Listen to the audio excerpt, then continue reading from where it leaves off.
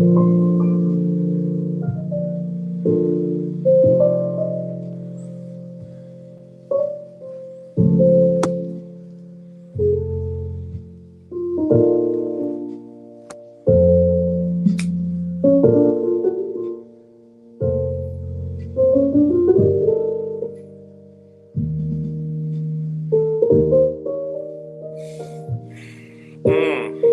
y'all doing tonight, folks?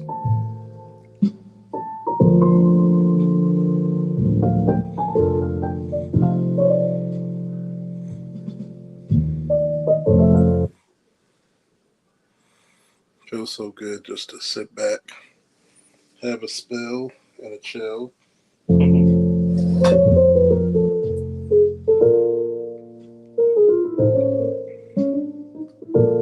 a cigar with your nigga.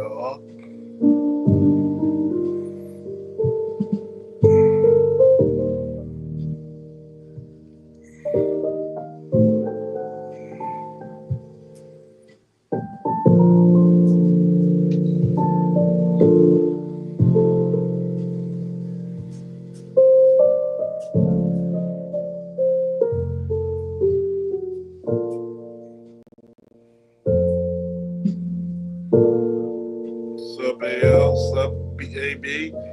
Corey McPherson, thank you for the birthday. Love. We got the incense blowing. Wearing some new cologne. Got the cigar blowing.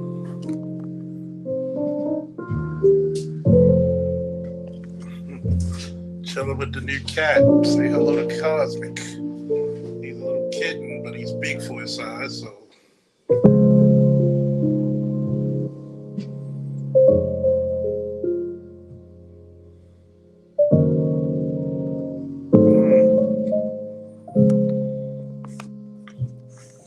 What to do, everybody, what the business is. 43 rotators around the sun, you know what it is.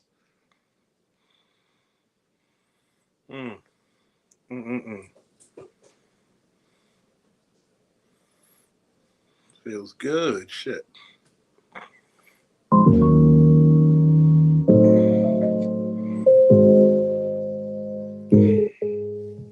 Get your favorite cups.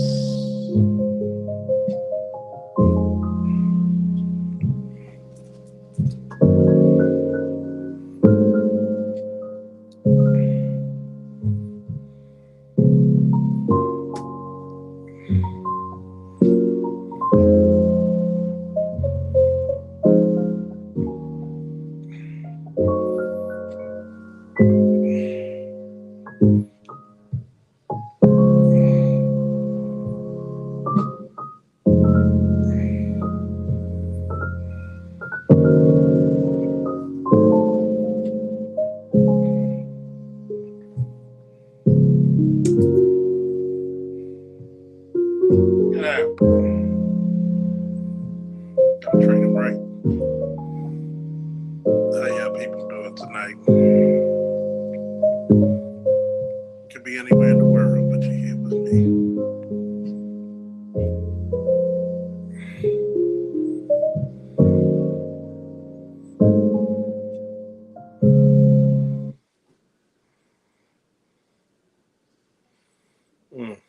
Such a beautiful thing. Oh man, such a beautiful thing. You know, it was like a sheep dip dip dip dip dip dip.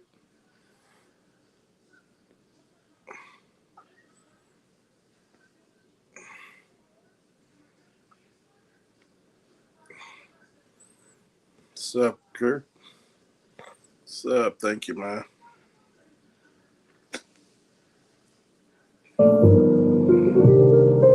Listen to some down home jazz, smoking on a cigar, drinking a little bit of liquor, hanging with my niggas.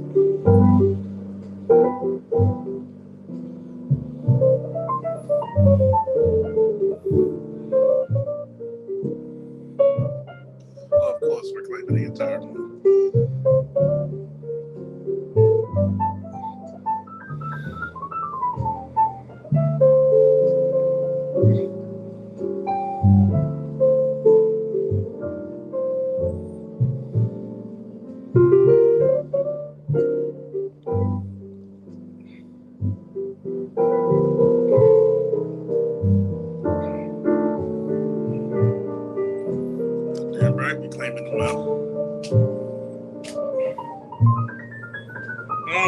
That piano.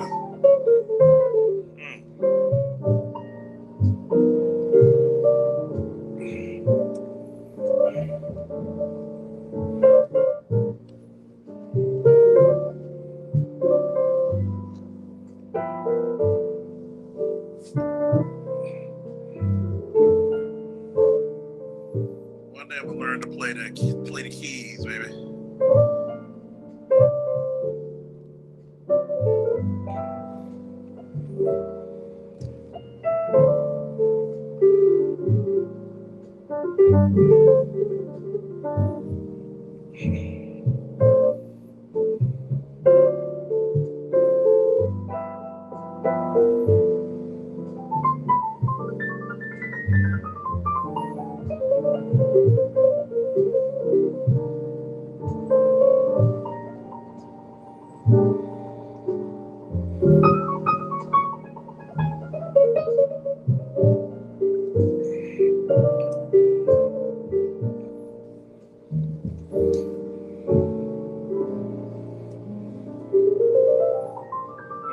That's how you know you fancy. I know I really wish I could play my ship dip dip. Ship dip dip dip. Well, we're gonna try some bookstore cafe jazz. Let's see how this sounds.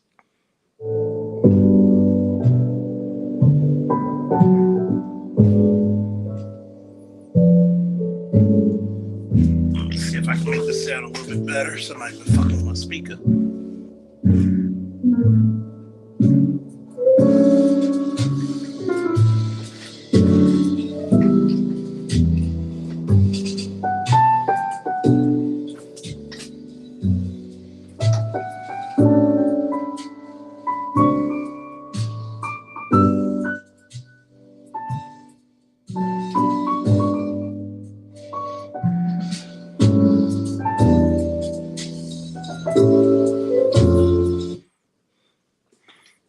Yep, got that shit going right.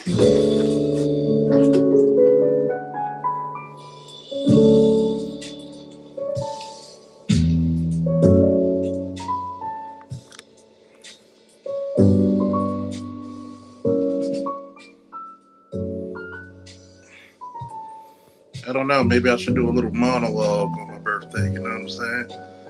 Everybody else expecting it. Everybody expecting the monologue.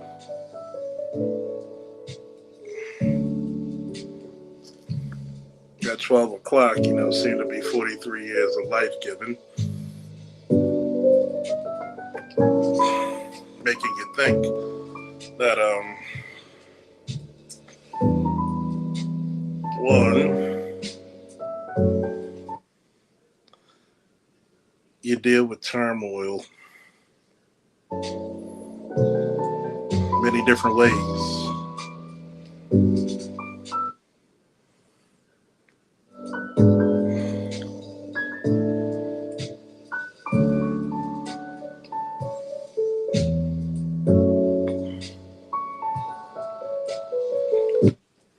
Something to be appreciated, I tell you much.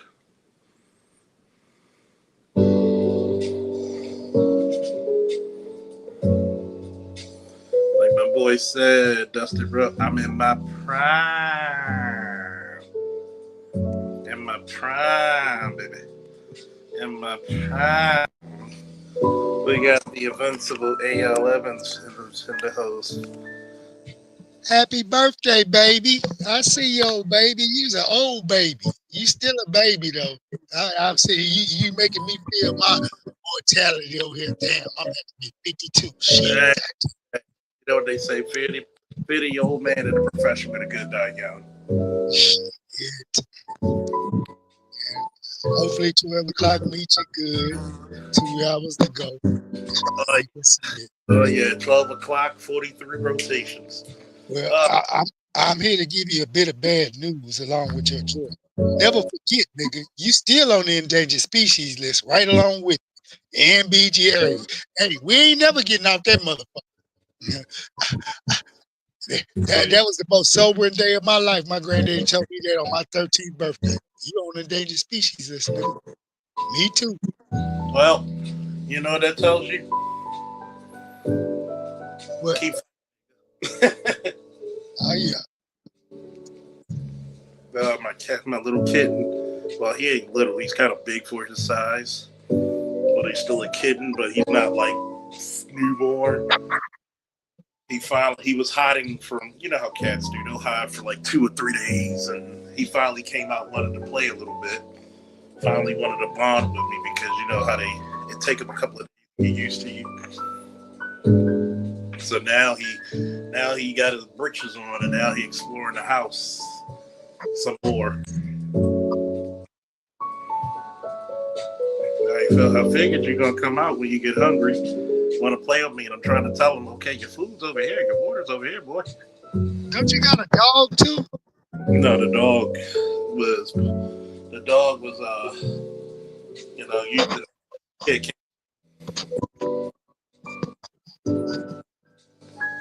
cancer, so you know you had to put them out their misery. I always figured you more for a dog guy. What's up, kid? What's up, Cosmic?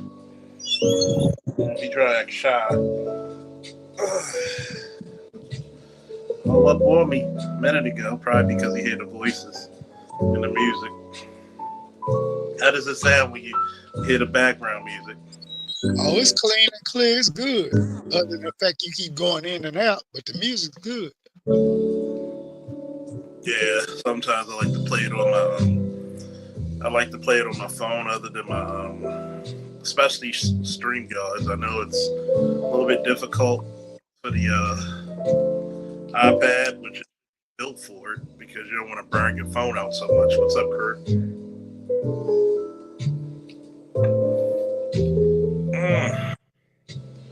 I'll tell you one thing.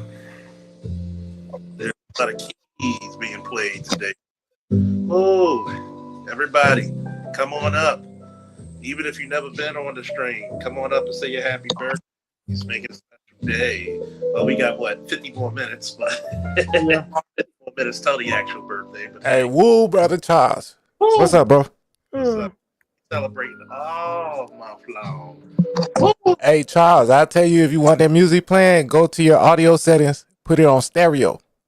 Turn off the echo cancellation. Oh, yeah. Because I know one thing, I got my platinum speaker. Hear that shit.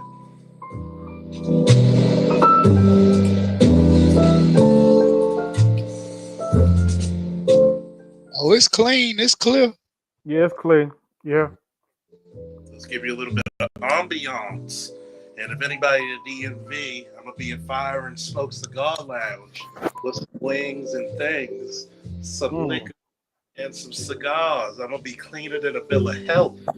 Oh, my colors, I'm going to wear navy and khaki with the nice Darkwing Duck fedora. You was all good till you said wings and things. Well, That's why you don't like the death board. we're going to have some fish too, probably. Oh. Put the fish in your mouth, not the goddamn death bird. Well, I told the chick sausage, but hey, who's counting? Prue, is that you? Yeah, that's me. Yeah, that's wow. What's up, baby? What's Wow. up? You back? Yeah, this is reality. See how you? Oh shit, that shit tough. How's everybody feeling on his birthday eve? Yeah, ready to go to bed, really, but you know. I know how that feels, man. Working. Something about that piano jazz, man. It's different. They got a new thing called Happy Spring. So I gotta be a YouTube compliant to try to get my super chat so they can't say shit about it, because you actually put me on to it, YouTube.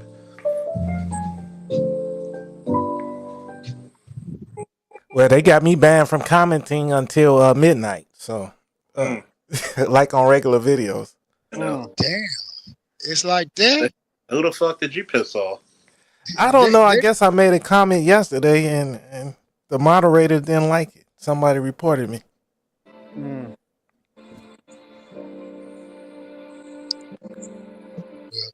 I ain't even finna lie to you. I'm definitely guilty of that on BGS's channel. You say something out of bounds, you catch 24. I don't give a shit. No. I'm talking about banned from YouTube, like commenting on regular people videos, like the preloaded videos where you can comment in the chat, like not a live stream. Like I can't make a comment, Damn. Damn. and they wouldn't even tell me what comment was the offending comment. You know, I had some shit like that on TikTok and YouTube. Till I had to fucking put a appeal, and I won the appeal. Like Charles, they didn't even give me the option to appeal. They said you violated community guidelines. You can comment again in what it was 9 hours, then 6 hours, then 3 hours. So I figure it's 12 midnight, whatever, because I'm Central Time. But like it didn't show me what comment it was. It didn't tell me I get to appeal or anything. It just said leave feedback, and I left feedback like 3 times. I have never got an email or anything. They don't put the Caucasians through this many goddamn hoops to get live stream chats. Right.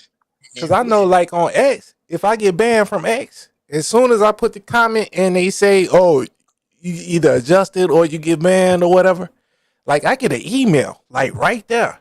And it shows me what comment it is, and I get to challenge it. I'm gonna tell you what. These Arabians. On a side note, these Arabians. Go to Amazon and get this brand. See it? Get this brand. What is that you holding, young man? A cigar, my nigga. Not the Charles cigar. putting us on a perfume, on a smell game. Oh, that smell good. I thought that was some liquor. Yeah, that shit will last. That shit will last about 6 to 7 hours. I mean, I had chicks in there like, God damn, it smell like a good looking man. I was like, I'll tell you one thing, it's a beautiful moment. It's a beautiful. You use that for yourself or for the crib? For me. Okay. Even though I got I'm an incense bunny, so you know, I love the incense of these because like I'm burning one now, so I got the cat, so the cat's getting used to my personality and the personality of the house. So you know, they got 40 times your senses, so the cat's not overwhelmed by the smells. Actually, he kind of prefers it.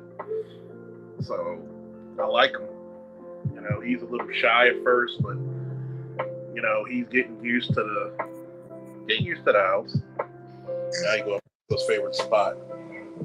At least you're not like these dumb bros who never listen to Kevin Samuels. You understood this side. You willing to die alone with your cat or your dog. Well, they got a problem with it. But you got to think about it. He's a good mouser already, and he's a very good. He wants to be under you, and that's the thing about it. Like, here's the thing about me that I try to tell everybody: be true to your goddamn self. You know. Did you hear me try to be AB, AL, Crew, Jesse, BGS, Angry Man? I'm myself. Do some of the stuff we like overlap? Of course. And the Black Manosphere for a reason. But it's good to be your goddamn self. It's funny because you know. Contrary to popular belief, black men are not a monolith. You know, how can you tell I'm a real comic book fan? We used to get in fights about this shit in the 80s and 90s. If you like certain shit. Like, you had to be real with this shit. You weren't new to this, you were true to this. And the craziness about it is, like, when Jesse told a story, and hey, if Jesse did, here's the link. You got to remember when you dress a certain way in high school. I love suits. Hell, I went to my senior inauguration and my senior farewell with a suits, and I was the sharpest motherfucker there. I was head and shoulders above niggas when I was in high school. Oh, I got to be on my grown man shit, nigga. I was on my grown man shit 25 years ago. I love that sound right there. Yeah, that bass line funky.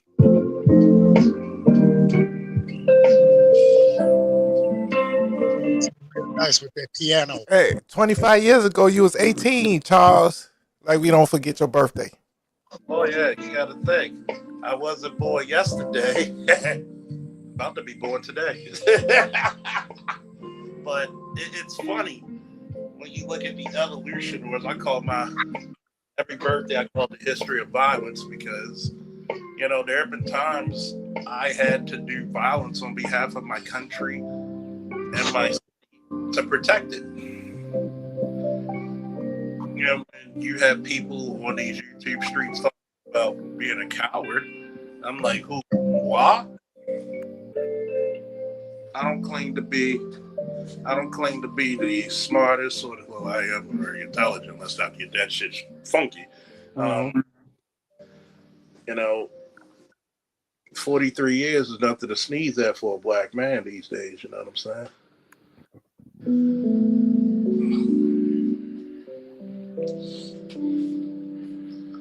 Oh man, I tell people all the time. I said, shit. You look at life as what it is. Hit that hold on.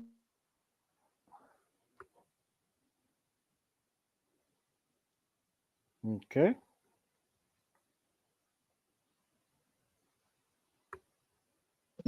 I'm back. I told you. But going through this, it's like I've been in this space for 11 years. Been streaming live for what? 5, 6. You learn very carefully and quickly that for all you people who want to start your streaming, I'm gonna give you one rule of thumb that AL, AB, crew, Jesse, and everybody. Shout out to Jesse with his new venture going up. You're gonna do a lot of shit that everybody's not gonna agree with, and I'm here to tell you, it's perfectly fucking fine to do shit that the crowd does not like, because that's what makes you forever unique. You gotta be okay with it. How many times did we say things on these platforms that people said, "Oh, the Great Faulkner Initiative ain't shit"? All the time. But what they looking for now? An initiative for black boys. I wish I would have heard the conversation I had at the Cigar Lounge last Friday. I blew their mind on how smart and how deep I was when I said, first and foremost, a man's job is supposed to protect the physical and the logical. The woman's job is supposed to protect the honor, the glory, and the image of a man. And I say to anybody who's listening, that is not Michelle Obama. Nope. I by a long shot with her undercutting ass. I married the Superman, and you Lois Lane, and you think you're still better than him. And the bad part about it is you never will be. But that was actually Lois Lane's fault too. She thought she was better than Superman, and better than Clark Kent, but not better than Superman. I had a chick today who gave up the goods. She wanted to take me out because a real man would take me out. I laughed at her before I blocked her and said, number one, stop trying to be a fake ass man, and number two, go find a real ass man and block her. Don't force me what the fuck I don't want to do. Number one, I'm gonna tell a lot of ladies this shit. Stop giving out free milk expecting a nigga to buy the cow. Like, why do we need to go out if I could cook? Bitch, you could cook. Good dick is hard to come by, so why don't you get in the kitchen? Oh, good faithful dick that will pay for her and the food that she's cooking. Say it again, Deacon. Say it again. The good faithful dick that will pay for her and the food she's cooking and her children. She just supports this nigga. But what's the first rule of protection? Obedience. Don't be there in the situation. Obedience. No. I have to disagree. Submission, then obedience. You must submit. Because obedience is a form of what? Submission. Oh, submission. Okay, yeah, okay. Obedience, then submission. Okay. Because you One alone A, one know B. from being a lifelong truck driver. If you don't obey that speed limit, if you don't obey the capabilities of the vehicle you're in, like today, we had a storm. Even Chris had to say, Coach, be careful. It's nasty out there. He was not fucking lying. I'd rather drive through a fucking storm, a thunderstorm, than a light rain on 95. All them oils come up and it gets Yeah. slippery. And it don't get rinsed away because it's not enough water. Yeah, and I'm a professional driver. I could drive 80 miles per hour and dodge people. I'm trained to do that through EVOC. That shit is scary for most people who don't know how to do it. I'm I driving. bet you know them J turns and shit. I'm driving 45 to 50 miles per hour or less. Motherfuckers zooming past me. I don't give a fuck because the ultimate win is getting home alive. I'm not Yeah, dying. my motto was this: I'd rather get my product safe and sound there than on time. Because guess what? You can still stock them shelves. You can still get it. I don't give a fuck if I'm running late. You don't know what the fuck I had to go through to get this shit here. But guess what? You rather it got here in perfect condition and running late than not at all. Hey, So- let me say this too, AL, because I ain't drive trucks too much, but I drive like I used to drive like 500 miles a day. You get Yeah, me? that's the average. In a van, right? But like, say you teach a girl how to drive a truck, right? You gonna teach her, okay, don't be in them lots like that. You know what I mean? Have your be protected, have your power tools. You know, like you gonna teach them certain stuff because they think they can be free like us and they can't. It's funny, right? Right now, it's one of my godsons. My son's upstairs. My other godson, he over his boy house. Do you hear that in the background? Yeah, it's called quiet, with the exception of the music playing. I'm gonna put it to you this way. There have been times I came home, especially when it's a birthday season, and a bitch will try to do things to talk about some argumentative shit. And I would stop them and be like, not today, not this week, hell, maybe not even a whole month. Give me my month. Give Superman something. You feel me? A lot of people don't understand that peace of mind, and you're right about when you try to teach chicks shit. You know, it's very disturbing how some people can't live without chaos, and I'm not speaking about that nigga Rain. You feel me? Mhm. Think about that. At 43, at 23, I used to go back and forth with chicks. I'll just say my piece and block you. What the fuck? Oh Lord, child, you know Jason gonna get you. I heard that. I know. Yeah, that boop. But he don't want what I got. No, I'm just talking shit. You know what I'm saying. I know. Shit, even the cats carry guns in my house. But I see, little boy came out. Charles say I need a low battery because I'm smoking too many cigars. I don't want this bitch going off every time. Well, no, the cigar. Well, thank God I'm like so far away from my birthday. Because that bitch will explode. What's up, T Riddler? What's up, Lex? What's up, 8 More? Thank you. Ray Gunn, what's up? And I like Now, you know that's me, Ray Gunn, right? Oh shit. I'll be having so many different names on this bitch, man. And I'm not even drunk yet. Hell, I'm not even nice yet. God damn it. Hell, my name ain't gonna never change. Fuck that.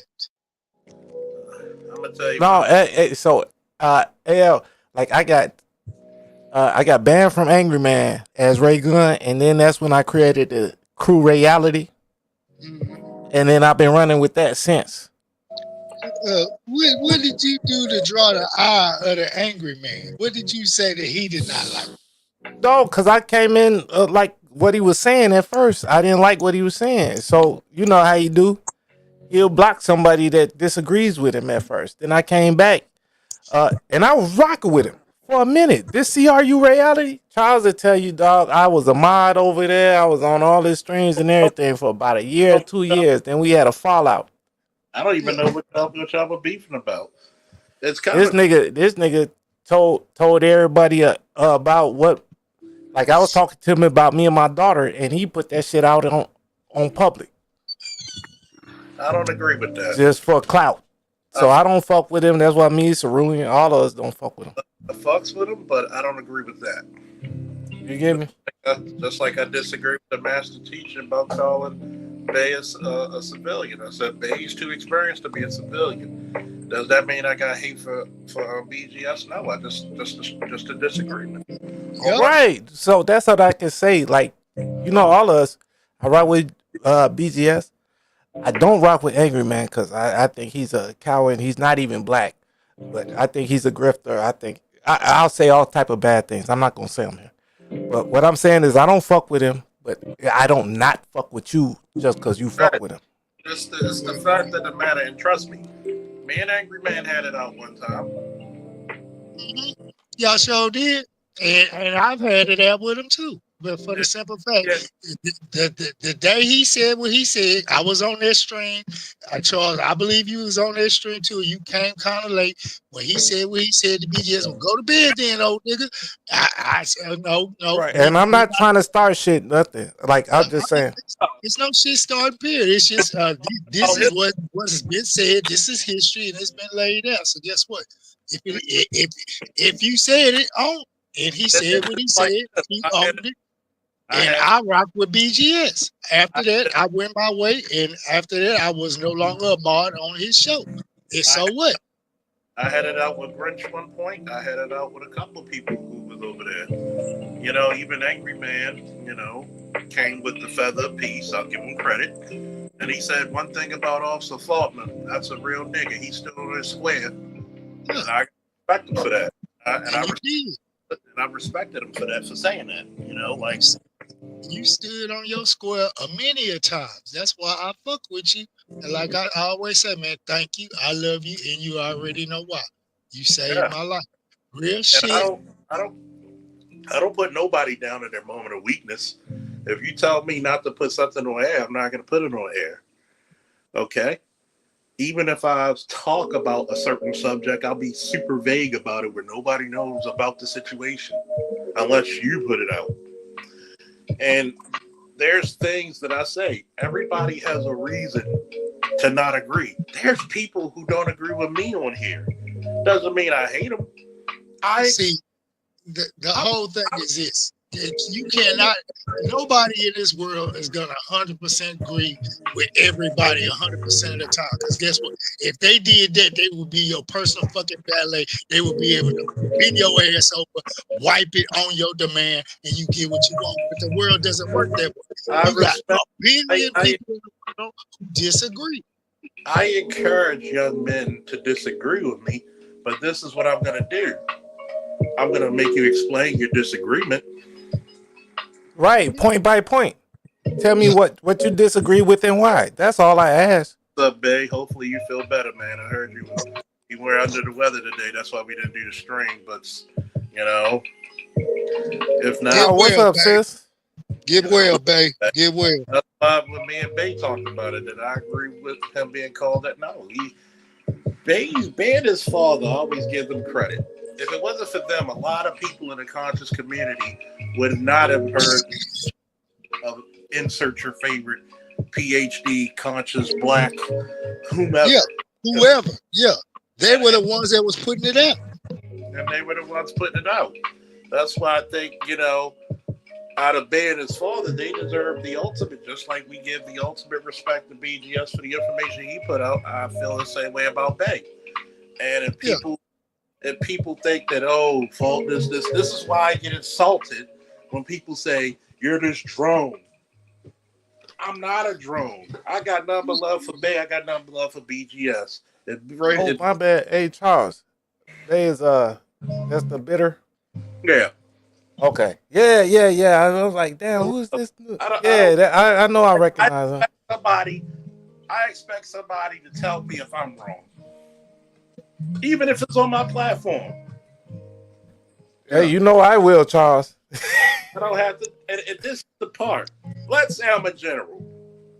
I'm supposed to, or the president, somebody in my fucking camp is supposed to say, Mr. President, we that tight behind closed doors. Look, Charles, nigga, that is strong as shit. You need to apologize. You know what? You're right. I'm gonna make a formal apology. That's just the type. That's just the way I'm raised, man. You know, and it's well, you gotta understand something. People are gonna be assholes. I'm an asshole. People say I'm a lovable asshole, but I'm an asshole. The thing about me being an asshole, I'm not trying to be right all the time. If you got a better way of fucking inventing the wheel, show a nigga. Okay? See, this is the part where I hate to bring up some stupid shit, but this is where a lot of detractors say, I've looked out for niggas with records. I looked out for niggas with no way who didn't have a way. I've looked out for a lot of motherfuckers. You can't say I'm disloyal. Sometimes my loyalty may be that I need to cut back on. Yep. It can be your Achilles heel. And this is the part where I tell people, I don't do it for clout and names. I do it because of the kindness of my heart. Well, I still have a black heart. Yeah, because look, from how I know you, Charles, you know you the law. You the law. Like I've never seen you like I've been watching. We ain't playing break the law. We ain't playing break the law. Oh, what I'm saying is like I don't know you to be like you're not the goon, you're not the oppressive police. No. Like you look at a nigga case. You get me? That's what I see. You gonna do rightful arrest. I'm the kind of guy. I'm not afraid to kick in your door. If I gotta whoop your ass, if I gotta break your limbs. But you're also not scared to yell at the sergeant or yell at the lieutenant and say, "No, this ain't no good shit. We're not gonna do this." There's a lot of shit that one day I might need to go with Patreon. I had it out with lieutenants. I had it out with captains. It might have put me back in some ways, but guess what? The motherfuckers had to shake my hand and said I'm right. That's what I mean. Like that's why I trust you, Charles. Like I don't have too many police friends. I got a couple people. You know what I mean? Me and you both. But it's not many. So, but like you, I'm like, man, this man is gonna be honorable. He's gonna do it ethically. You know, like he's not gonna be just on my side just because I'm black, B1 or whatever. But he will investigate. I'm gonna be on your ass a little bit because you black. Oh, even more on my ass. Because I'm gonna be like this. You represent me. It's like my female coworker at the Apple store. He did 8 to 10 years of corrections in DC. The guy I'm working with, he did about 10 years of corrections. Matter of fact, he was on fugitive recovery. And she said one time that you and the partner, I'm not going to mention names yet so they give me permission. I'm that loyal. She said, walking in here, y'all throwbacks. I said, what you mean? I don't see masculinity. She's a tomboy, don't get me wrong, but she's feminine and a damn good mother. You can tell she loves her boy because she makes sure she goes to the school to check on her boy to see if he's doing. Matter of fact, I'll give you a good example. And this would make me kind of smile and say, "Oh," because she reminds me of me. She was looking at her boy's homework, FaceTiming him while at work, looking over his homework to say, "Okay," going over it with him. Isn't that the type of mothers? Hey, Chris, look who finally came out. A little shy ass. But isn't that the type of mothers we preach about? Take the time to see your child. Take the time to look over their work. She's what we like to call an anomaly, bro. Because she's not flowing with the stream. She's going upriver against the grain because she cares that much about her child's education.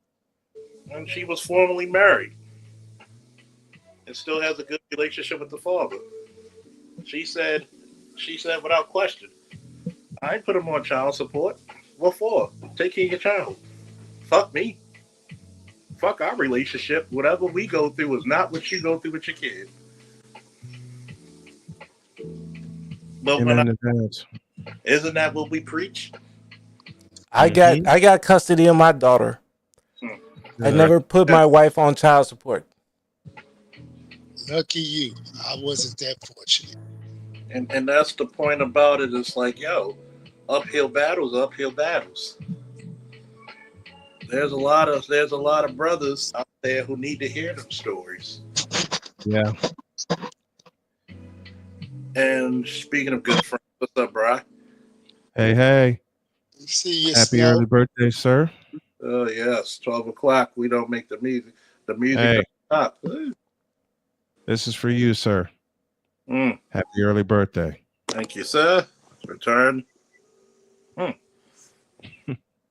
It's a lot gosh. to go through. I Brian, don't know how to salute. I've never been trained.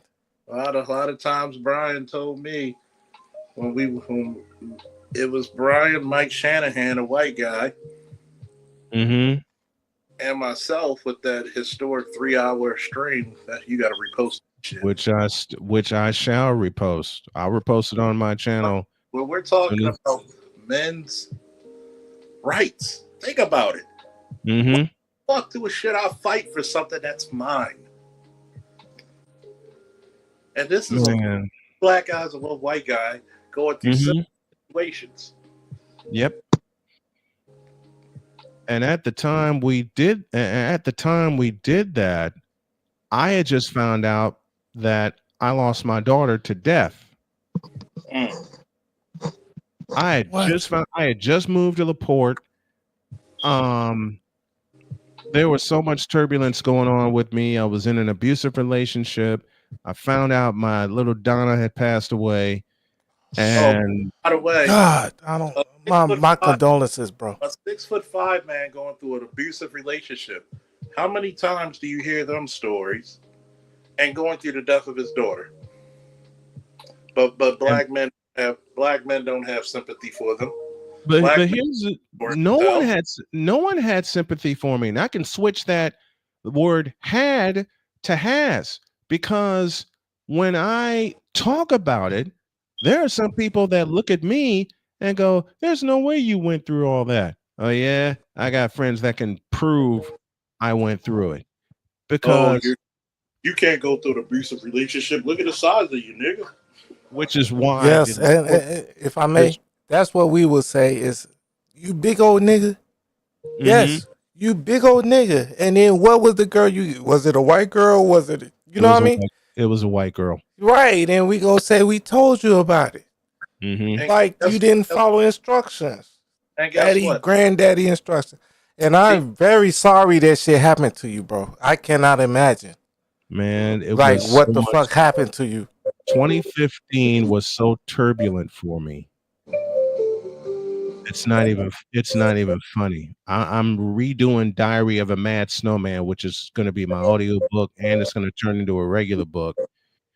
And I'm going to talk even more about that when I redo it. But imagine going through an abusive relationship, having the police laugh in your face, saying the exact same thing that you and Sarge said a moment ago, looking at me, and then putting all those pieces together, and then at the end of that odyssey, finding out your daughter passed away. That's black men are probably the only men that go through the thoughts of unaliving themselves and other people. And the reason why we don't is usually because of another black man talking to us and talking us down. We had that conversation, Charles.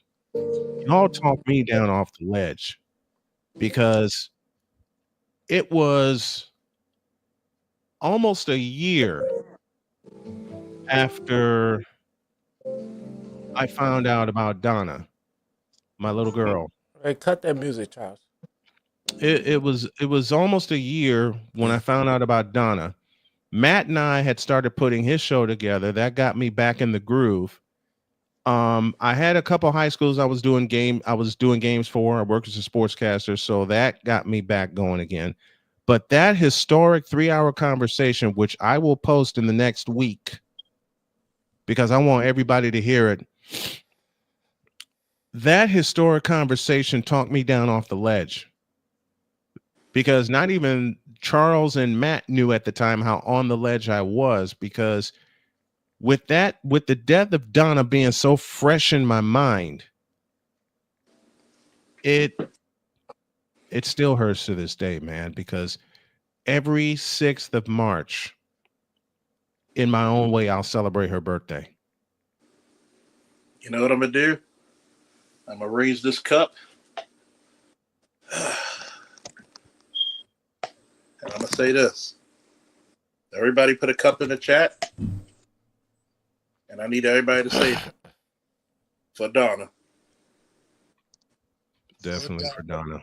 For Donna.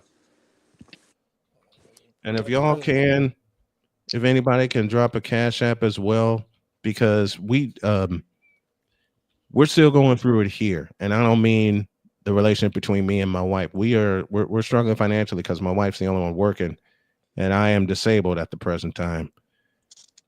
But even though I am disabled, I can say this proudly. I kick cancer's ass. Mm-hmm. Period. And kick its ass again. And kick its ass again. And kick its ass again. I'm gonna tell you this one. Look, I'm with you, bro. I'm raising the cup with you. I'll turn my camera on. Oh, I'm with you. Salute to you. Not only if you feel inclined to bless a dude on their birthday, but bless a snowman. But here's another thing. Snowman, we're going to reopen Diary of a Mad Snowman again. You're fucking right, we are. From the beginning. And we're going to talk about Donna's story. And that's your first time. You know, Snowman always credit for giving him the title of his show. Mm-hmm. Diary of a Mad Snowman. The next one, Donna's story. Mm-hmm. And look what Wolfbang said. I hear writing books and biography is a great therapy for a man. Snowman. And it got me because one, there's a lot of times personally that I go through. There's times I'm in such physical pain. And Chris will tell you, my son will tell you, I don't whine about it. Right. The other day, my back was so stiff. My son weighs 160 pounds. Like, yo, step on my back. There's times I go through pain, and it's like, you know, like what did Ray say earlier? Shut up to Ray Harmer. My fellow hey, Charles, if I may say. Go ahead. If I may say, right. You know me, you know where I came back home after I was up there, right? Mm-hmm. So I don't have, I'm not with you or the Reaper or nothing. You get me? Yeah. That one has done me some shit, right? And you know, that was one that. So I've lived in Chicago all my life, right? Yeah. There are things that came close to that, but nothing close to what had happened. Mm-hmm. Hey, you get me? I am from Chicago. I'm a South Side. It happens. Born and bred. Like what I'm saying happened in North Dakota. Mm-hmm. Never happened in Chicago, right? I've never had to do that in Chicago. Look, funny because when a black man comes to that, I had to do that to somebody. It happened to be a white supremacist, but damn, I will never tell. I told him stop, leave me alone. I never will tell a person. You never heard me one time say you should defend yourself. Matter of fact, I got to find that news clip of those black people who got arms. Mm-hmm. Yeah, that was in Ohio. Yep. Cleveland, something like that. Yeah, people, I'm gonna give you a little tidbit. My birthday gift before I do the stream. You want to get down, Lucy? This is my dog. This is my dog. Charles, I'm gonna send you a 9 vote for your stream though. But Oh, that's not. For those of you who haven't seen her on the show with me, this is my little Lucy. Oh, This is oh yeah, she alerts to everything. Smells everything. Listen, I gotta tell you a funny story of how Lucy and I came together. It was the first week plus that Jody, who's now my wife, and I were dating. And Jody told me you have to pass the Lucy test. I said, "What's the Lucy test?" She's gotta like you. And she told me about this pretty little one here. Lucy hopped out the car, gave me a quick once over, and looked at Jody and said, "Okay, Mom, he's cool. He's coming with us." 6 years later, almost 7. That's what's up. Yep. And I'm going to show you guys my wife too. And Charles was one of the first people when I met this pretty lady here. That's my wife, Jody. Charles was one of the first people I called and I said, "Charles, I think I finally got it right." She loves you, and you love her, right? Correct. That's all you need. 7 years, man. It'll be 7 years this summer. Congratulations. It'll be 7 years this summer, 6 years married. And shout out to Mr. Moore for the $20 holler. This goes Thank to you, you, Mr. Moore. $10 holler.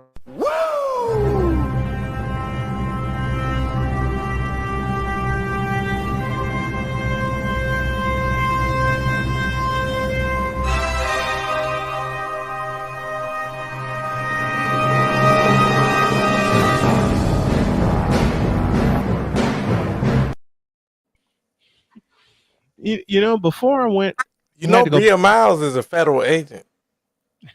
So I hear she's right. investigating. She's investigating Baltimore officers. I hope she does. you know, it's Also funny when Jody and I were planning to come to BlurredCon. I think it was 2 years ago, and I had the setup of all setups and the costumes of all costumes, but unfortunately, I had to go back in the hospital at the time because my favorite game show is The Price is Right. That's jail shit. We were gonna do that setup, and Jody was gonna hand me the microphone. Because what do people in prison wear? Bob Barker. Like I said that in one of my raps. If the price is right, you get that Bob Barker fit. Bob Barker from head to toe. You making Bob Barker rich. They taking people to and from the jails in Bob Barker trucks. That's The Price is Right. So I'm gonna tell you one thing. I would have enjoyed that. I've been hooked on that show for years, man. I would have loved to see that shit, but I would have. Yeah. I would have had. 1 year we're gonna come on down. 1 year we're gonna do it. Charles is gonna be my announcer. Jody's gonna hand me. I'm gonna come through the door walking even better than I am now, and Jody's gonna hand me the microphone. So I think Charles would be the second We're gonna announcer. do it. Bro, Charles got a good voice though. we got the Snowman and Jody. Come on down. Right. Yeah. Charles would be the second announcer, but like Listen, there's a game that we do every Saturday night on the Coliseum because Jody and I used to live in North Carolina. And when we met, we said that we would take everything that we've been through, own it, tear up the old tapes and turn it into a trampoline and bounce back from it. I'm going to tell Ray, let me tell you this story. Yeah, and Ray or Vay, it's the same thing. Okay, thank you. And I got my soundboard here. And Charles, you know this game. You know how this goes. Jody and I were like I said, Jody and I used to live in North Carolina. And one afternoon, I was in Durham. She was working in Raleigh. And she said, "Why don't you come North Carolina?" Huh? North Carolina. Yeah. We lived in Henderson, North Carolina. So she said, "Why don't you pick me up and let's go to lunch?" I'm like, "Cool." And Wolfbane, to answer your question, the box. He threw a little "Let's Make a Deal" reference at me, but we go to this place called Cookout, and Jody placed the order for both of us, and we heard the voice that was taking the order. You know what Jody said to me? My wife said, "Baby, get your card out of your wallet quick." Didn't know why until I saw the talons come out of the window in the form of those nails. That you paid for at the mall earlier?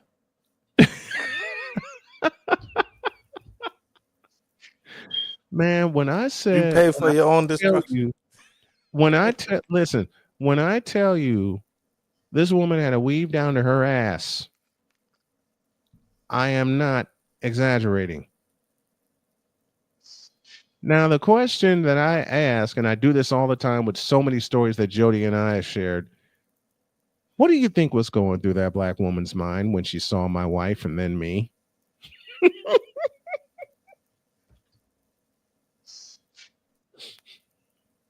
Hey, you trained.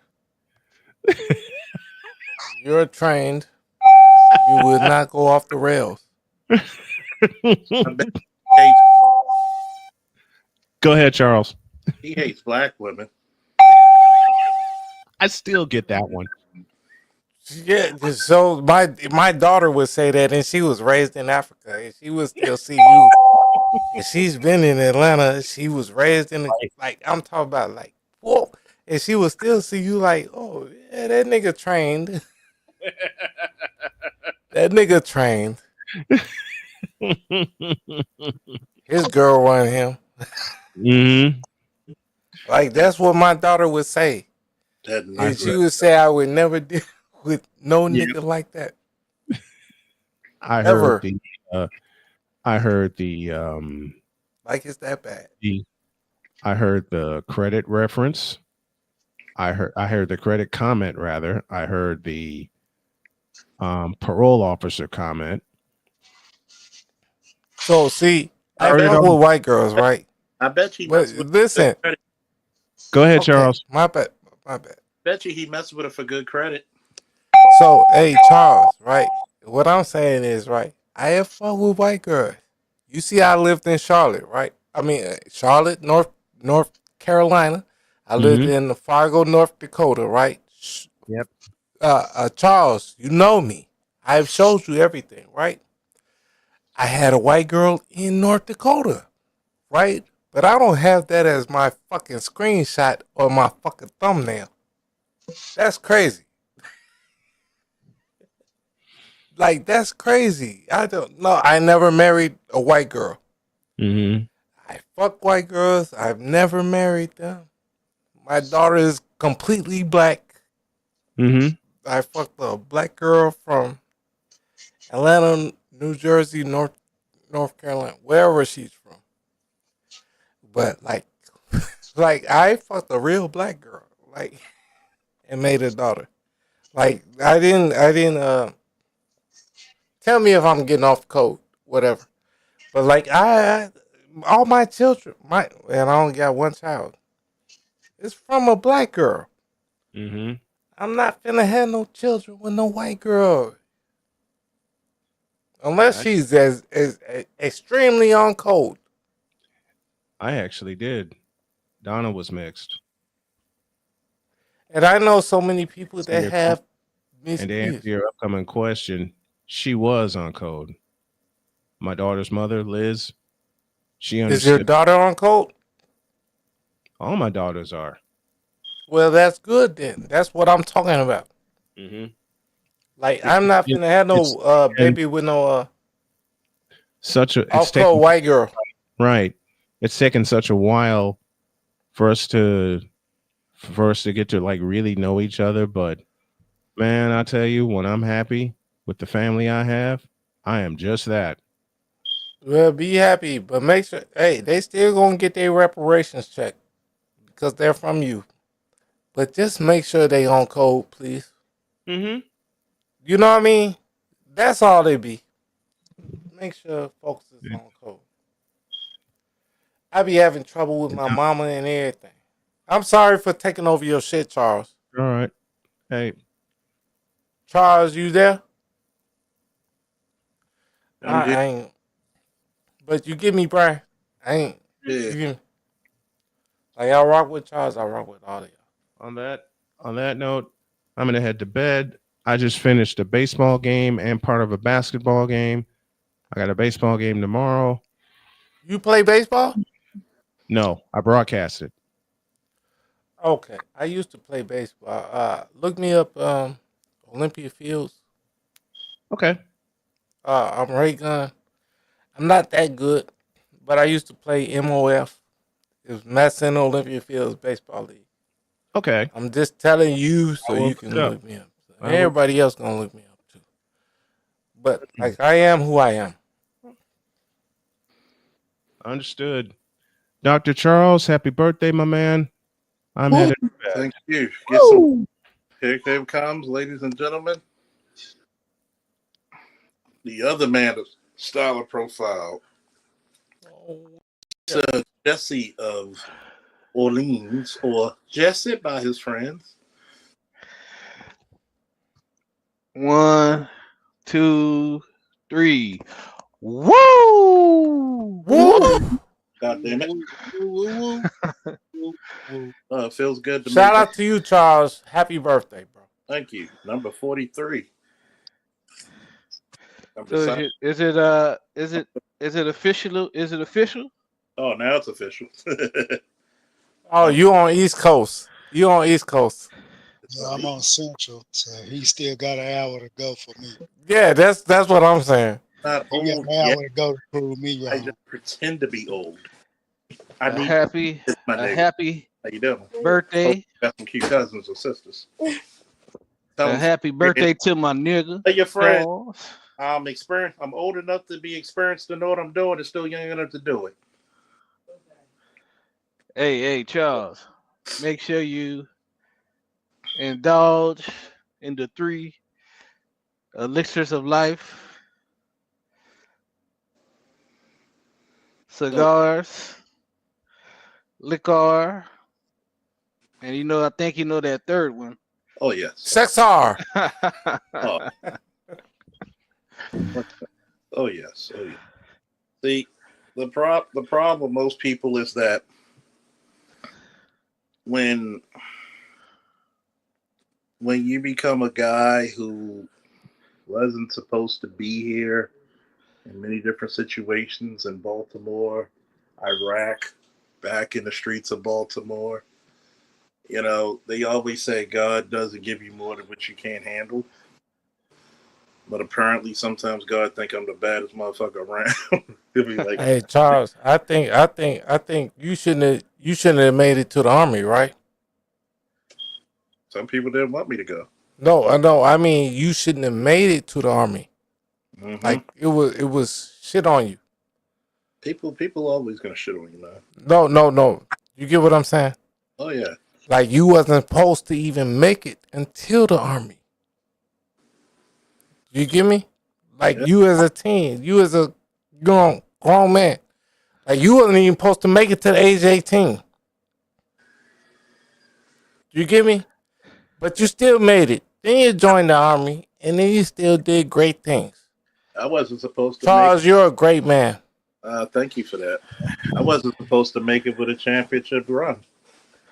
In the words of the famed poet Kanye West, we wasn't supposed to make it past 25. Joke's on you. I'm still alive.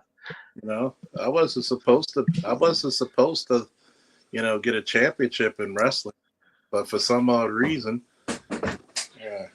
Look who decided not to be shy. Hey, Charles. They said you weren't supposed. I hear them background sounds, man. 160 was hard. Okay. Like I'm cleaning my shit too, man. They said 171 is going to be harder. I won 170. They said he better go back to 60 or go to 89. Fuck you. I won 70 again. Oh, he can't win McDonough. That's private schools. I dominated them. Oh, he going to Germany? Oh, he ain't gonna medal. Bronze. Hey, Charles, I used to wrestle, right? My boy put me on wrestling. I'm an overachiever. Hey, bro, Charles, wrestling is the best shit. Oh yeah, it makes you a man, whether if you want to or not. It tests your Charles hey, look, wrestling makes you the best police. wrestling makes you a better man because If you can fold a nigga up real quick, it's over with. it's not even just folding the nigga up. It's like you going through a hard ass practice and you got the audacity, black man, to show back up, show you how tough you are. I'll be like, God damn, the fuck, coach, what do you do to us? I can't feel my left side. But I'm asking you, Charles, in real fights, like your real police fights, ain't that all real wrestling? Oh, it better be. Like if you got to, ain't it all wrestling? If that nigga don't comply and he fight you, everything else is wrestling from high school. Oh, he gonna comply. So you know you made 43 today, good sir. That means you are 2 years away from your prime. My prime. 45. No, 43 45 is a plus. prime number, though, Jesse. Well, gotta think. I know. You But gotta they say 45 plus is the I'm gonna is the let you know. prime. I'm gonna let you know how weird it is, right? Charles, how many guns is you loading over there? That's confidential information. I hear him. I hear you. Come on, man. I'm gonna tell you what's weird, right? If a black man make it to the age of 40, y'all listening? Yes, and I love you, bro. Well, you I'm do. saying. If a black man make it to the age of 40, you know you outlive both Malcolm and Martin. Yes, 38, 37. You know, they were 39 when they were assassinated, both. I'm gonna tell you something that nobody else probably told you. 40 is a very pivotal age for a man, especially a black man. Yep, you're right. I outlived them. But never forget, Charles. That don't mean we still not on the endangered species list. That's why. I think that's one of the most interesting thing about aging is growing older than people that like like iconic people. It's like damn, okay, I'm older than Tupac now and Biggie. I'm older than Malcolm Martin and Luther King Martin. Jr. Me and Charles in Malcolm X. our 40s. We older than all of them. They all died at 39, 38. Who was it? Patrice Mumba? Patrice Lumumba. I mean, Fred Hampton. I mean, the list goes on. He died at 20 They something. lost so many soldiers through How the was struggle Muammar over the Gaddafi? decades. Yeah. How was Muammar Gaddafi when he passed? Muammar Gaddafi. 50 I have something. to look He it up. better. He didn't die young, I don't believe. Okay, God. No, Muammar Gaddafi had been running that country for 40 years. Omar was As about. he was at least 50. No, That man had been running that country for 40 years. he was almost 70 years old. Right. I said at least 50. Yeah, he was old. That man been king for 40 years. Died at 69, yeah. That man, did you hear me? That man been king for 40 years, and all his people loved him. And the only reason they killed him, because Obama. Because you were going to tax the Western world in oil. Think about that, right? They killed him because of Obama. Why didn't Africa surround him? Hillary. And Hillary said, yes, we got him. All of these people bogus. Think about it. Ask that question again, Chuck. Why didn't Africa surround them? Because they don't work with them. They're cowards. They only do what they want to do for themselves. But people in this space, and y'all heard it, so I'm not even going to bring up the names. People have called me a coward. I remember my coworker said, well, I understand you're not pro-black. And I had to correct her. I'm pro-black, but I'm not pro against saying what's right or what's wrong. Mm-hmm. See, one of the most heartbreaking things in this space is that I know how great our people can be. I just wish. What did Kal-El say? What did Jor-El say to Kal-El in the first Superman movie? They could be a great people if they believe so. I believe my people are great people. I believe me and you are great people. They don't understand that to be truly pro-black is a big struggle. You give me Charles though. Me and you are great people. I think our people are great people. I wish we were so. I wish we believed so. Got to play a little bit of jazz for the silence. It's we got bullshit that's going on, but I think me and you are great people, Charles. I think everybody in this space are great men. I think that we got to continue fighting the fight. And there's times where you got your toys, huh, buddy? There's times when you found your AI vision, right? My what? Your AI vision. Did you make the like I'm asking you, right? Give me a second, Charles. Mm-hmm. So that vision you got, like that AI vision you got, right? How did you make that? I'm not gonna ask you how you made it. The app. I gotta look up the app. You get me? But like we can do that, right? Mm-hmm. And I'm saying, why don't we do that for our people? Why can't we make Black Manosphere comic books since we got so many fans here? Right, and that Black Manosphere anime. Notice we could talk about subject matter. Oh, y'all just hating women. Guess what? I could draw or write some of the books where you would have healthy relationships between black men and women. Nobody would talk about that, right? So what do you think? I think we could do it. I think guys like Jesse can teach business. He can teach how to live and survive as he doesn't talk about it. Jesse's one of the original passport bros. Yeah, I don't like passports. You're right. Captain Africa exists.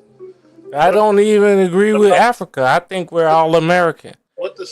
What I'm saying is, I'm sorry, Charles. I'm saying is that we all are good brothers and we do what we gotta do. Yeah. What about Sunman? It was a sister who created that for her son because he thought he could never be the hero because he was black. She made a black superhero for her son. We don't talk enough about that lady, and I put her in the. What about Yusuke? I think we could make a lot of things because one thing about imagery, when black boys, whether they're toddlers, school age, teenagers, and young adults see the heroes going through their problems, living in a Chicago, living in a Baltimore, living in Detroit, a LA, a New Orleans, a Dade County, All right, so hey Charles, I'm going. So you like I what the hell is There's a bunch of shit that's going on bogus, right? Yeah. Like I'm talking to you, right? Like I'm with you, Charles, because I want to stop all this bullshit, right? You hear me, Charles? Like, what's going on? Like, I want to stop all this shit.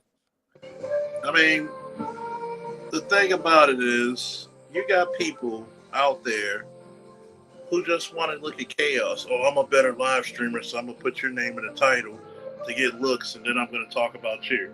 I don't have to do that. If I got to critique something, I don't even have to critique what you do. All I got to do is critique. All I got to do is critique your methodology. Yeah, like literally, like I'm not going against what you're doing. Like your life, like I'm not on no nothing. I'm just saying. Yeah, buddy. You give me charge, like you can look birthday. at my stream and see. Yeah. I'm not doing nothing. Red They- Pill Supercell, in the words of the great Ronnie Coleman. Yeah, buddy. Yeah, buddy. This for you, Charles. Oh yeah, you broke out the good shit tonight. I feel you. Here we go. Boy, Since we breaking out good if shit, it was worse than that, I I'd have had it worse than that. shit for a second. Man, if this was like 4 years ago, I would have you Negroes beat, but I'm dry as a You wouldn't Sahara. have had nobody beat. Oh, who would have been beat? I would have 4 had, years I would ago, have, who would have been beat? I would have had some liquor off of your house. Okay, I always have liquor at my house. But you ain't got the type of liquor I got. I got You that, sure? that premium, extra premium. That's You the sure? that's the international man of mystery. That's Talk about some King Louis. If you ain't got no King Louis, fucking with no King Louis now. Oh man, what's up, Wolfbang? What up, y'all? What up, y'all? Hey, Charles, I'm not gonna be up here long. I got a clinics appointment in the morning, but look, I just wanted to come up and say live and in person, happy birthday to you. 43rd, right? Yeah, 43rd. Hey, You got a man. long, man. I'm 52, about to turn 53. You got a long way to go. I've been rocking with you for a long time. I've learned from you and a few other brothers in the black manosphere. I appreciate your knowledge and your information. I'm humble. And to the rest of the brothers on the panel at AL, oh man, I don't understand why he doesn't have a channel yet. But you know, in I'll his own say time. this, hey, bro, 52, you gonna come up on the prime age pretty soon. You gonna be in I'm Fine. you know, I feel pretty good, but you know, Much love to you, I'm a type bro. 2 diabetic, and it's starting to get to me, so that's why I'm going to see this doctor tomorrow. Oh But hell I'll be no, okay. we gonna got you. We got you. We got you. We gotta. Yeah, I'm gonna be okay. I'm trying to push to be 103. I'm gonna be, you know, the That's actor all. Kirk Douglas. Add a You- couple zeros hold on. to that. Add a Are you couple familiar with zeros. the actor Kirk Douglas? Yes, sir. He lived to be 102 years old. Add He a was couple still zeros to that. he was still in his right. He couldn't walk, but he was still in his right mental capacity. Hey, brother. Man, I'm trying to shoot for that. No, you shoot too low. Yeah. Add a couple zeros to that. I'm gonna tell you one thing. All right. You give me like add a couple zeros. Like No, I heard you. I heard you loud and clear. Hey, Charles, happy B-Day, man. I'm up out of here. Thank you. Love you, bro. Peace. Got nothing but love for everybody. You know.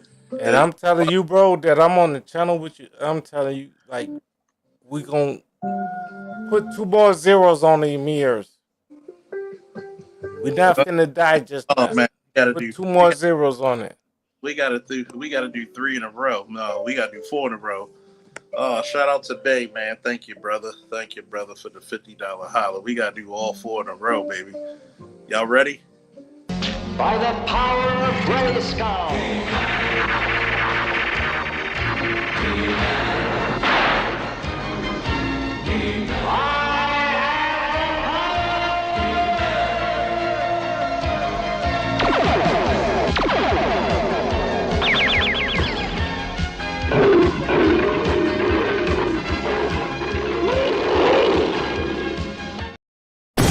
Now for a lesson. You may have heard these words before, but I'll teach you what they really mean. Go beyond! Plus!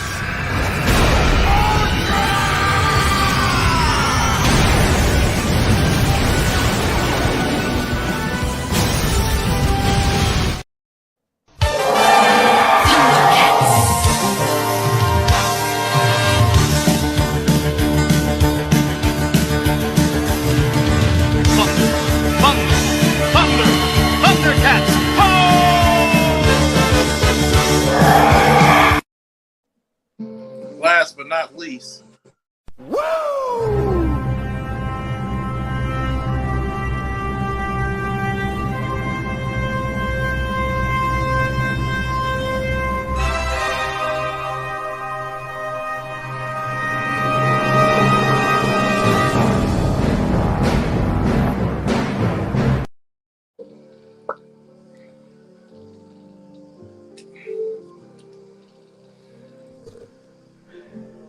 sir. Gotta love it. Gotta love it. I second that motion. I have it.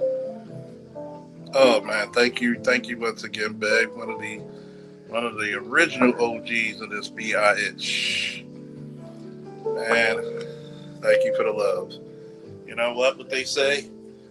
You don't fight with the army you want, you fight with the army you got. And I feel pretty damn sound with my military.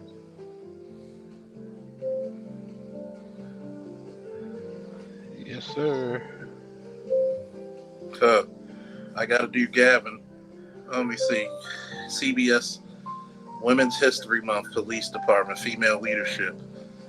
Baltimore Police Pioneers of New York, Female Leadership. Oh boy. Wonder why this shit's going downhill. I'm gonna tell you one thing about it. It's a great time. So what do we got? What do we got on the Jesse train? What's coming up in the near future for you? Well, so I've started a new lifestyle and media company. Yeah. So I started a new lifestyle and media company called Forge Forward. You can check me out on, we're on Instagram, X, we're on TikTok, we're on Substack, as well as we are on Patreon. So on the Substack and the X right now, that's my two most active platforms. I have about, I think it's 3,000 or 4,000 word essays on Substack, and I've been pumping out content daily on X, and we're gonna be full force forward on the other platform. So, Forge Forward, it is a lifestyle and media company. We celebrate the brilliance, strength, and legacy of heterosexual Black men who shape the world through innovation, leadership, and resilience. Through bold media, inspiring events, and purposeful products, we amplify their untold stories, shatter stereotypes, and build a global platform that empowers communities and drives progress, turning profit into power for positive change. And the great thing about this is, in addition to the things that I mentioned, we will be launching a podcast on April the 15th, King's Forge podcast. And the first person that I will be interviewing for that podcast, episode number 1, you're hearing it right here, breaking news, is Officer Charles Faulkner. Woo! Captain Charles Faulkner.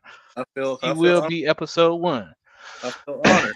Going on the first, and I get to be number 1. You know what that does to my soul. I'm so honored by you. Woo! Yes, sir. I gotta show love to the brother that put in the work. The co-creator of the Great Faulkner Plan. I stole liquor, it, right? Liquor and cigar connoisseur, lover of BBWs. According to some people, I stole it. It was a joint venture. Man, we already know what the deal is, man. Those people don't know what the hell they talk about. I mean, we was here from the beginning. When y'all talked about it together, y'all got on. I've never heard you or Cerulean mention that plan. Without each other. When y'all first were introduced to that plan, it was like a damn tag team powerhouse. You know what I'm saying? Like the Road Warriors. Yes, sir. That's why it was called the Great Faulkner Initiative for the slow. Give Cerulean credit for teaming up with me with that one, because a lot of people don't know the backstory. We after BGS's Coliseum, we stayed up another 3 to 4 hours planning the shit out, and we would hit each other up in the back, call each other, and we would just, okay, what about this part? What about that part? We would just read it. I would just read it, be like, yo, add this. And I would send back what I wrote. He would come back, and he would write his part. And it was like, it was a match made in heaven. So when people say I'm stealing shit, guess what? I'm not stealing a damn thing. If Cerulean wants to take this shit to the White House, guess what? Take it to the White House. Mission accomplished. If other people because they saw mission accomplished. Bay ain't shit. We teach black women how to wear makeup and weaves. At this point, we probably teach them better. I just came up real quick. Hey everybody, I just came up real quick to wish you a happy birthday, man. Appreciate it. Yeah, that's all I came up to do. I didn't want to, step on anybody's toes. No, step on them shit. It's like, let me stop. You don't want to say that. You just brought up the Great Faulkner Initiative, bro. Ain't nobody worried about you, PK. Ain't nobody worried about you. And this is the beautiful thing about it, PK. I'm a smart enough man to say, hey, the plan might not be for everybody, but for who it is, here you go. No. I don't have any issues with the plan. When I read it, it was just a while ago. I don't even remember half of it anymore. But yeah, for the most part, I'm in agreement with the plan itself. I don't know if you still have it available to pull up for other people to see, but oh yeah, it's for the most part I agree with it. There are portions that I have issues with, but for the most part I agree with it, and that's kind of the takeaway. But I just don't like Cerulean ever. Fuck that guy. But that's a different discussion. I tell people I'm never here to change people's minds how they feel about people, because there are certain people I'll say fuck you, and there ain't a damn thing to change it, because people may bring up Anton, even BGS bring up this shit. I can still say fuck him, because fucking Anton, he's a hypocrite.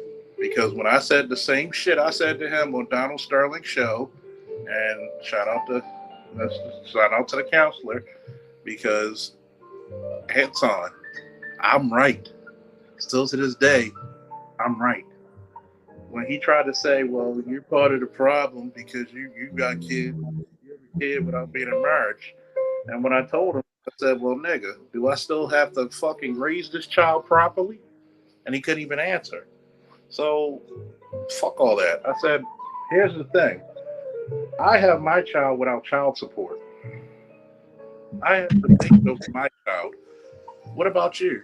If your wife decides one day, which I'm not hoping for, may you stay married to you for 1,000 years to your wife. I'm that gracious guy.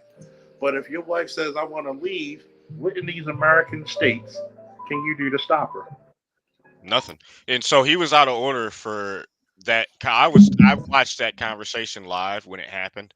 And I didn't speak in the chat, but I did, see what took place. And I acknowledged that was an issue. And he was out of order for his performance during that conversation. He owes you an apology, period. That's how put my camera up. But, like I said, I don't want to, harp on anything. Those are my own personal thoughts on him as a person, not necessarily the Great Faulkner Initiative. And this is not to take anything away from that. But fuck him in particular. Anyway, happy birthday. That's all I came up here to say.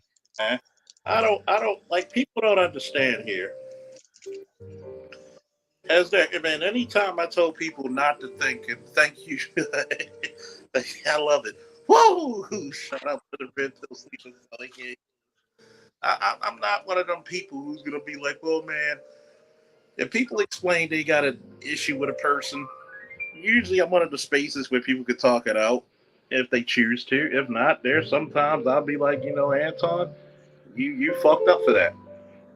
Just like when we had Gay Bay and he was being disrespectful, just like when other people were being disrespectful. I notice people come around, they like being disrespectful, but when I give it back, that's when people take it, oh, you being disrespectful. Nigga, you disrespected me first. If anybody knows my stilo, taking it back to the 90s, I don't give disrespect unless you disrespect me. Hey, boy, get down. Come on, get down. Got to train this kitten right. You know how cats are. They observe you for 2 to 3 days, then they want to be up on your ass. Oh, you bought a cat? Yeah. Man, cats are dope. Yeah, they're dope because they're laid back like me. Now he's up under my ass right now. He's grabbing his toys, which is a good sign. Right now, he's up under my ass because now he sees I'm cool. and it's You crazy. had him long then. No, I just got him Friday. Oh yeah. Once you get him for some more time, he'll start to act different. But yeah, cats are cool. He'll probably be most. He's attached to me right now because game of. Yo, Charles. Yes, sir. Check your Cash App. Oh shit! Thank y'all, brothers, man. Thank y'all. I appreciate each and every one of y'all. Oh goddamn, y'all niggas, boy. Goddamn. Oh shit, I gotta do you. And shout out to my other brother. He may not say much, but 3000 GT Atlanta, boy. Goddamn. Boy, when a nigga broke, y'all be helping out with gas. Now for a lesson. You may have heard these words before, but I'll teach you what they really mean. Go beyond! Plus!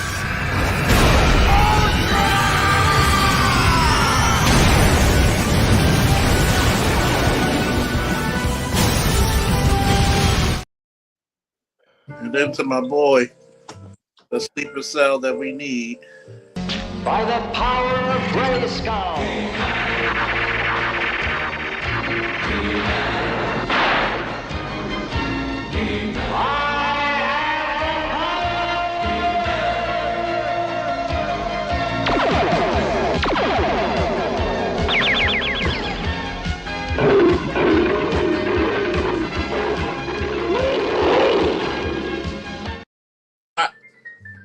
No scratchies.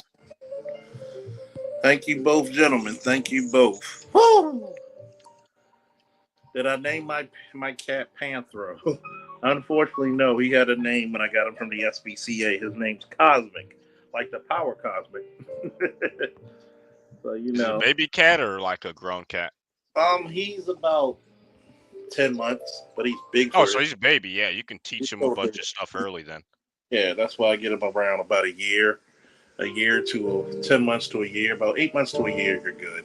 Introduce him to water early if I was you. Huh? If introduce the cat because it's young enough. Introduce it to water and bathing early. Yeah. Yeah, he's getting used to me, so I'm pretty familiar with cats. Thank you, Gabe. In a one boiler. But he's pretty cool. I can tell he likes me because he gets his claws and he wants to climb on me, but he's not putting his claws out to scratch. Like right now, I can barely feel his claws when he comes up on my thigh. Like he's just so enamored with me because I'm rubbing him and giving him rubs.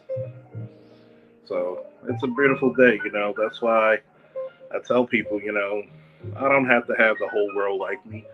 I'm blessed. Like when I thought I had 1,000 subscribers, I thought I was winning. Hell, 500 subscribers, I thought I was winning. And like I've said, I'm one of the low-key overachievers. My biggest stream was a salute to Kevin Samuels, which was over 800 live. I had some very pivotal streams with BGS, Bay, with Lewis, especially when it was with the Pete Hegseth, but we had current military officials, give us our kudos to say, dude. He showed one of my buddies who's an E9, he showed it to his peers and his commander, and he said, good God. He said, this shit should be taught in the academy. And, shout out to Lewis, and I didn't think Lewis was going to go that in depth, but thank you, Lewis. Shout out McDrama Bear. Shout out to thank you both, McDrama Bear and All-Star G and Gabriel. It's it's like Bay said. We're not trying to make enemies and drama fucking vision. We're trying to make a better black man like this. Well, that jazz hitting, isn't it? But yeah. I mean, like I said, I only came up here for that. But I didn't know how to piggyback out for that because I was like, oh shit, oh no, not that name. But yeah, how you feel is how you feel, and I can't knock that because a lot of times people will. No. Let it be buried. It belongs where it is in the trash. Just let it be buried. It's in the You know, yeah, it doesn't exist anymore. Me and you are cool. I don't even like that. I don't even know what you're talking about. Well, I mean, like me and you are cool. Yeah, well, yeah, yeah. But anyway, I wish you a happy birthday, man, and you enjoy your birthday. And shout out to you. Thank you, and man. I hope you enjoy the new cat. Get it acclimated to water as soon as possible, and teach it some tricks while you still can. Because once it hits about, like, I would say, 1.5, 2, you're out of time. So good luck. Right now he's interested in cigar smoke, so maybe I'm gonna teach him how to light a cigar for me or something. I don't know. Hey man, cats are great when they're young. You can teach them all sorts of stuff, but once they get set in their ways, like once they're, I don't know. I've had a couple cats, and once they set in their ways, they usually cool with me because they'll cats are very. Once they set in their ways, they're like many animals. Once they know you're the boss, they try to acclimate to the ways of the pack or the pride. So once they acclimate to you, they'll do it. Like, to me, I think he just appreciates the love of having a home, because such a big shock getting from the shelter to your home. So he's showing grateful, and he's trying to bond. So I'm not mad. Do you have any dogs?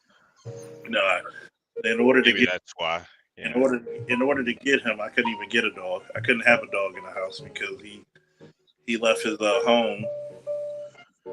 He left his home because he was messing around with the dog, because the dog was a puppy and was bothering him a lot. So puppies are. Gotcha. Yeah, every time I've had a cat, I had a dog present as well.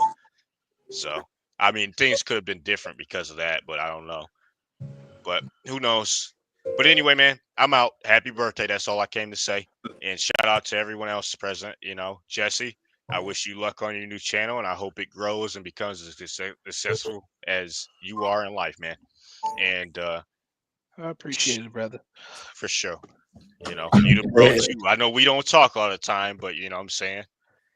You cool peoples. But then I don't know who. Hey Jesse, if you need some cool thumbnails, hit me up. All right, my bro on the bottom right. I know who that is. I don't remember your name, but I know who that is. So shout out to you too, bro. And I catch y'all later on the next one. I was supposed to have been asleep like 3 hours ago, bro. Catch y'all later. Yeah, you know what? Before you go, somebody was just talking about you on the Manosphere stream. Like, man, where PK been? But anyway, peace. Yeah, I heard about it. I got no words for that. I don't even know what to say to that. It's not to be rude. It just kind of is the situation. I mean, like he knows why I'm not around, and I'll just leave it there. He knows why. I sent him an email about it. He's very clear on the issue, and yeah, he knows why I'm not around. I don't know why he made that statement. I don't know why. I don't get it. We'll talk about it. I'll leave it there. Okay. We'll talk about it later. For sure. Yeah. Do you still have my number, Charles? I'm gonna put mine in the back chat because I got a new one. Okay. Yeah, you could just call me about it or text me or something. I mean, I've already spoken to him about it. Just text me on so I get you save your number. Okay. So I tell a lot of people there's a lot of shit that I'll tell people there's a lot of shit in the background that people don't know that we talk about, and a lot of shit that we actually settle without being in the forefront, because I think that you could have an issue, but we always have to look united. It's like I told a female coworker about, hey buddy, you like this attention, don't you? Come on now, I gotta teach you to chill and sit down, play with your toy. But there's a lot of issues we talk in the back chat because I wanted to be an open. Shout out to Indigo Flow, LAPD SWAT. What's up, brother? Thank you both. And there's a lot of shit that we talk about in the background to settle either come to a talking agreement or say, hey, that person stay on their side, you stay on your side, and hey, all right, I got you, PK. All right, for sure. Yeah, I mean, it's pretty simple. I mean, I have a, I emailed him about it, and that was what it was, and he never responded, and that's okay. I wasn't expecting a response, but he knows why I'm not around. Hey, there's a lot. Not on his channel in particular. Now, in the common manosphere spaces, like I still pop up from time to time, but I mean, I have a real life, and I mean, recently I've been busy with that, so I just haven't had the time to come on to anyone's panel because of that. Yeah, I mean, real life dictates, man. You know, I mean, if anyone ever has any issues getting in contact with me here, and you guys are concerned, you can always reach out to if he's around. I don't know if he still comes around, but out of Immore, me and him actually talk offline the most frequently out of anyone in the space. So, of course, one of the guys, he still shows up and shows love. This is Charles's number. You ain't shit. Oh boy. But but now you got me. Just lock me in, man. And then if you're ever concerned or just want to chat or something, just hit me up there. And then I'll hit you up too. You know what I'm saying? All right, man. I'm trying to decide if I'm gonna go to work or not. My coworkers already said we ain't betting for you to come today. Bro, I gotta be at work at fucking 4. I'm in danger. You better get some rest, man. All right, guys. I hope you have a great night. Thank you. All right, man. Be safe.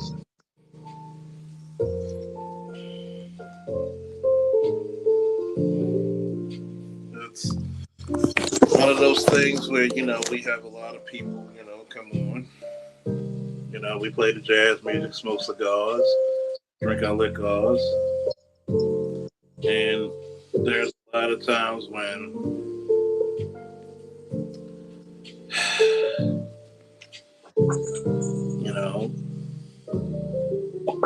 it's funny because there's a lot of people in the space who don't understand that it's a brotherhood. Sometimes brothers do not agree, and it is what it is. We don't come out there trying to like deny people's feelings, but grown men have the ability to basically agree or disagree. In my opinion, my opinion don't mean shit. What's up, Carl? Thank you very much, brother.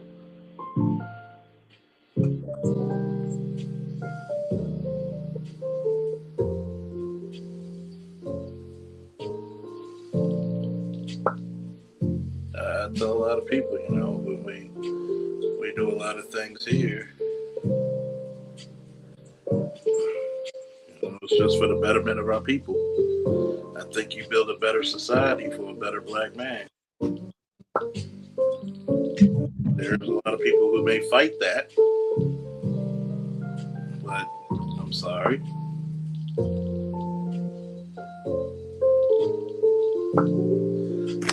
I can't believe there's people on Facebook who still remember my QR days. Good God, man.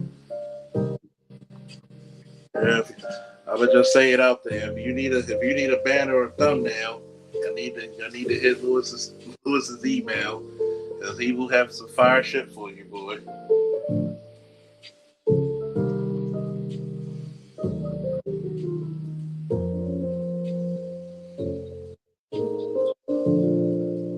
He will have some fire shit for you. Oh man, oh man, oh man. What's up, buddy? I know you sleeping. You might as well go to sleep out there.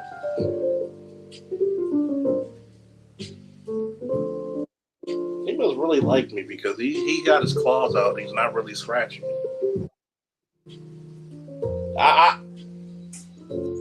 So you get happy.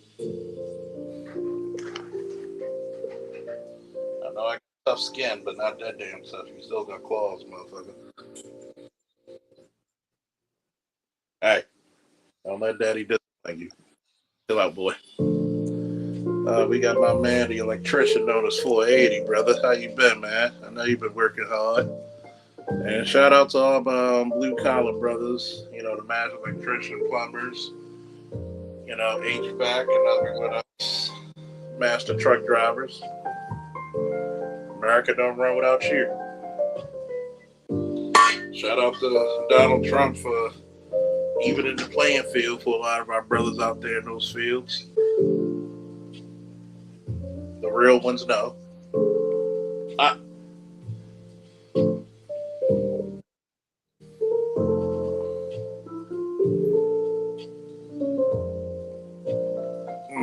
So who we still got on here? So what you got planned for the AM, Lewis? I'm gonna do a lot of purging, cleaning my home. I'm off tomorrow, so I'm gonna run through the bathroom and kitchen and everything. Oh yeah, that's definite. That's definite. Run the sage through the home. Yeah, you gotta get rid of the bad spirits, man. It's pretty much the official day of spring. There's been some beautiful weather lately, except for today. You know, it was a motherfucker driving up 95 from Columbia. I was driving awfully slow because, you know, that's a lot of people, man. We can't. Don't be driving if you got a lot of rain in your area. Don't try to be a superhero. You know, take your time. Be careful, man. We don't need you to come. We don't need you out there and destroy shit. We don't need you to get hurt and go back to your family. Take your time. And I'm going to later on in the day after I do my cleaning, I picked up a Monster Hunter. I'm gonna start playing Monster Hunter for the PS5. I keep hearing about that shit. That shit is fire. Yeah. Shit's fire. It's kind of... Power went out 3 times today. It was storming like a Christmas bitch. Yeah, it was. And the worst part about for Baltimore in that area, we didn't get enough rain where, you know, you have a thunderstorm where it pushes out a lot of the oil and stuff on the road, so it was extra slippery because the oil was rising since it's lighter than the water. So your boy had to do like 40, 45 miles per hour in a normally 65, 70 zone. People zooming past me. I said, go the fuck ahead. I'm trying to survive.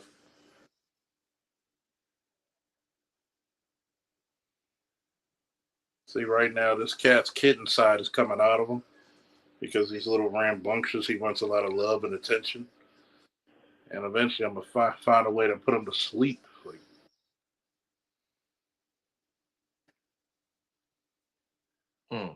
So, all right, now I'm appreciating everybody being here, man. You know, I'm thanking the God, you know, to see another 43 years, man. You know, there's some brothers we know that in our personal lives and even YouTube lives who didn't make it. Rest in peace, Mace Windu. Mace Windu, yeah, rest in peace to that good brother. What was the brother that recently died?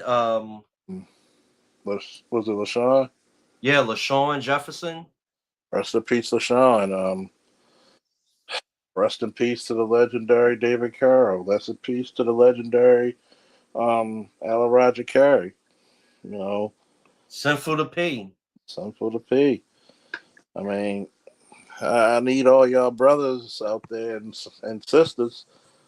Appreciate these content creators dropping game, man, because you never know. You never know how long they'll be here. We listen to some of these archives and be like, wow, these dudes were telling the truth about a lot of shit that we, and it's sad because, you know, I used to faithfully listen to David Carroll.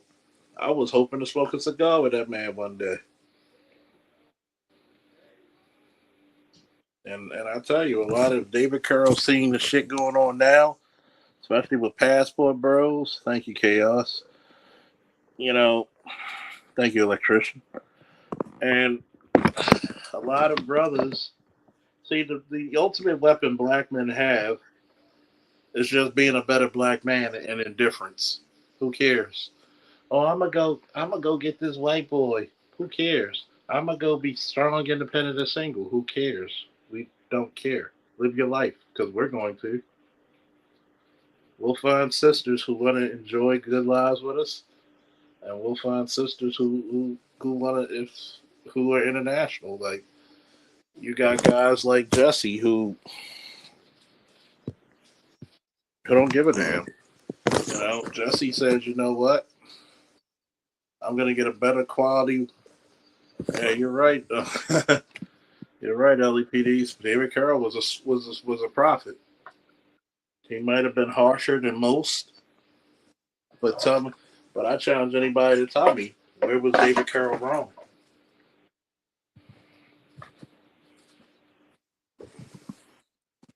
Simply deep. Thank you, bud.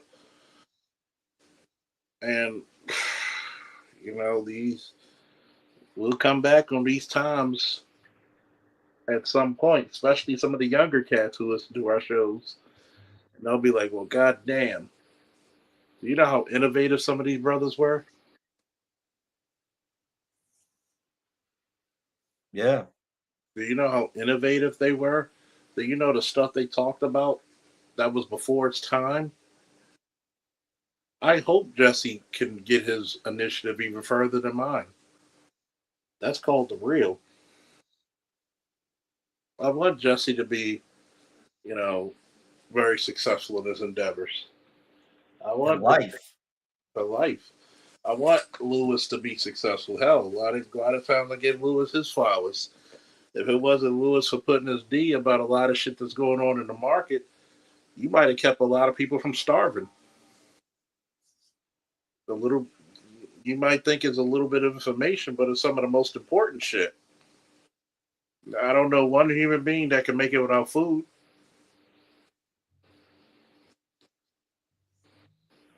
You know, I give Bay and his dad their props. There would be no manosphere, no conscious community without them, at least not the way it is now, or even 20, 30 years ago. You know, I give Chaos his props because Chaos kept pushing me to get, you know, hey, you got to do these live streams. He was showing me the ropes. So it's a wonderful thing to give thanks, even on your birthday, to people who helped you out. I ain't gonna be playing with your ass all day. You better go get on your blanket and lay your ass down. I love you too, boy, but lay your ass down.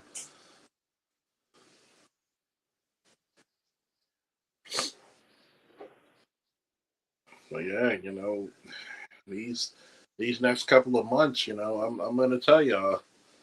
I told y'all 4 years ago the keys of the kingdom. This is your time. DEI is gone. What's your excuse? Shout out to Sugar Free. You got the same goddamn hours as Michael Jackson, but you choose to be sorry to hear that, babe. You know what he say? You got the same hours as Michael Jackson, but you still choose to be a nobody. And we're not saying you got to be on a superstar or iconic level of Michael Jackson, but this is what I challenge every brother in their life. What have you done? What have you done to make your mark on this world? What have you done to make your life better? What have you done to make your nephews, cousins life better? Because at the end of the day, if you haven't noticed something in today's media, we're all we got. We are all we got.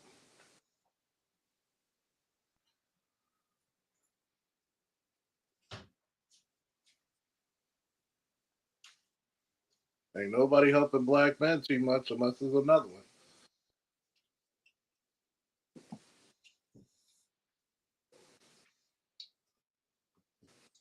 Anybody want something to add?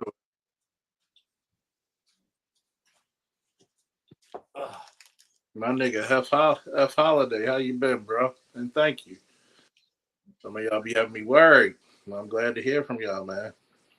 Sometimes one of the best birthday gifts is that I'm finding out that a lot of y'all okay. I know real life. glad you're okay.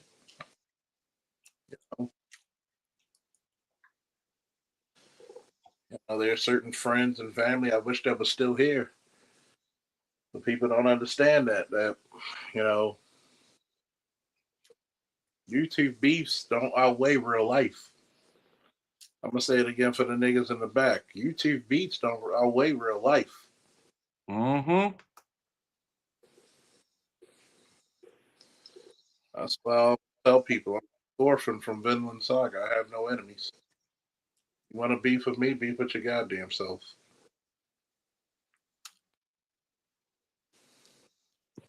Dusty Dual stream? Well, it's the birthday stream currently, but if you want to come up and say your piece about something, you're free to come. When I always said, what's your mark on this world? What's your legacy? What's your legacy? I always tell my friends and family, if something happens to me, if you crying at my funeral, you should be laughing and be like, that was one crazy motherfucker. Good times, good times. My man said he was working on his AMP license 4.0. So far, prepping for the general aviation exam. Hell yeah. You get that shit, boy. Congratulations. Get that shit, boy. That's what I'm talking about. Black men doing big things. Hey, I'm happy for you, If we don't hear about you, I'm hoping that we're doing some big things. And salute F Holiday. Salute. I mean, being in the aviation, and you saw what's been happening lately with aviation. Like, people be like, oh, well, this is because of Trump. No, it's because a lot of this DEI people. A lot of this DEI shit, a lot of people should not be at these jobs, and now you're seeing what it's costing us.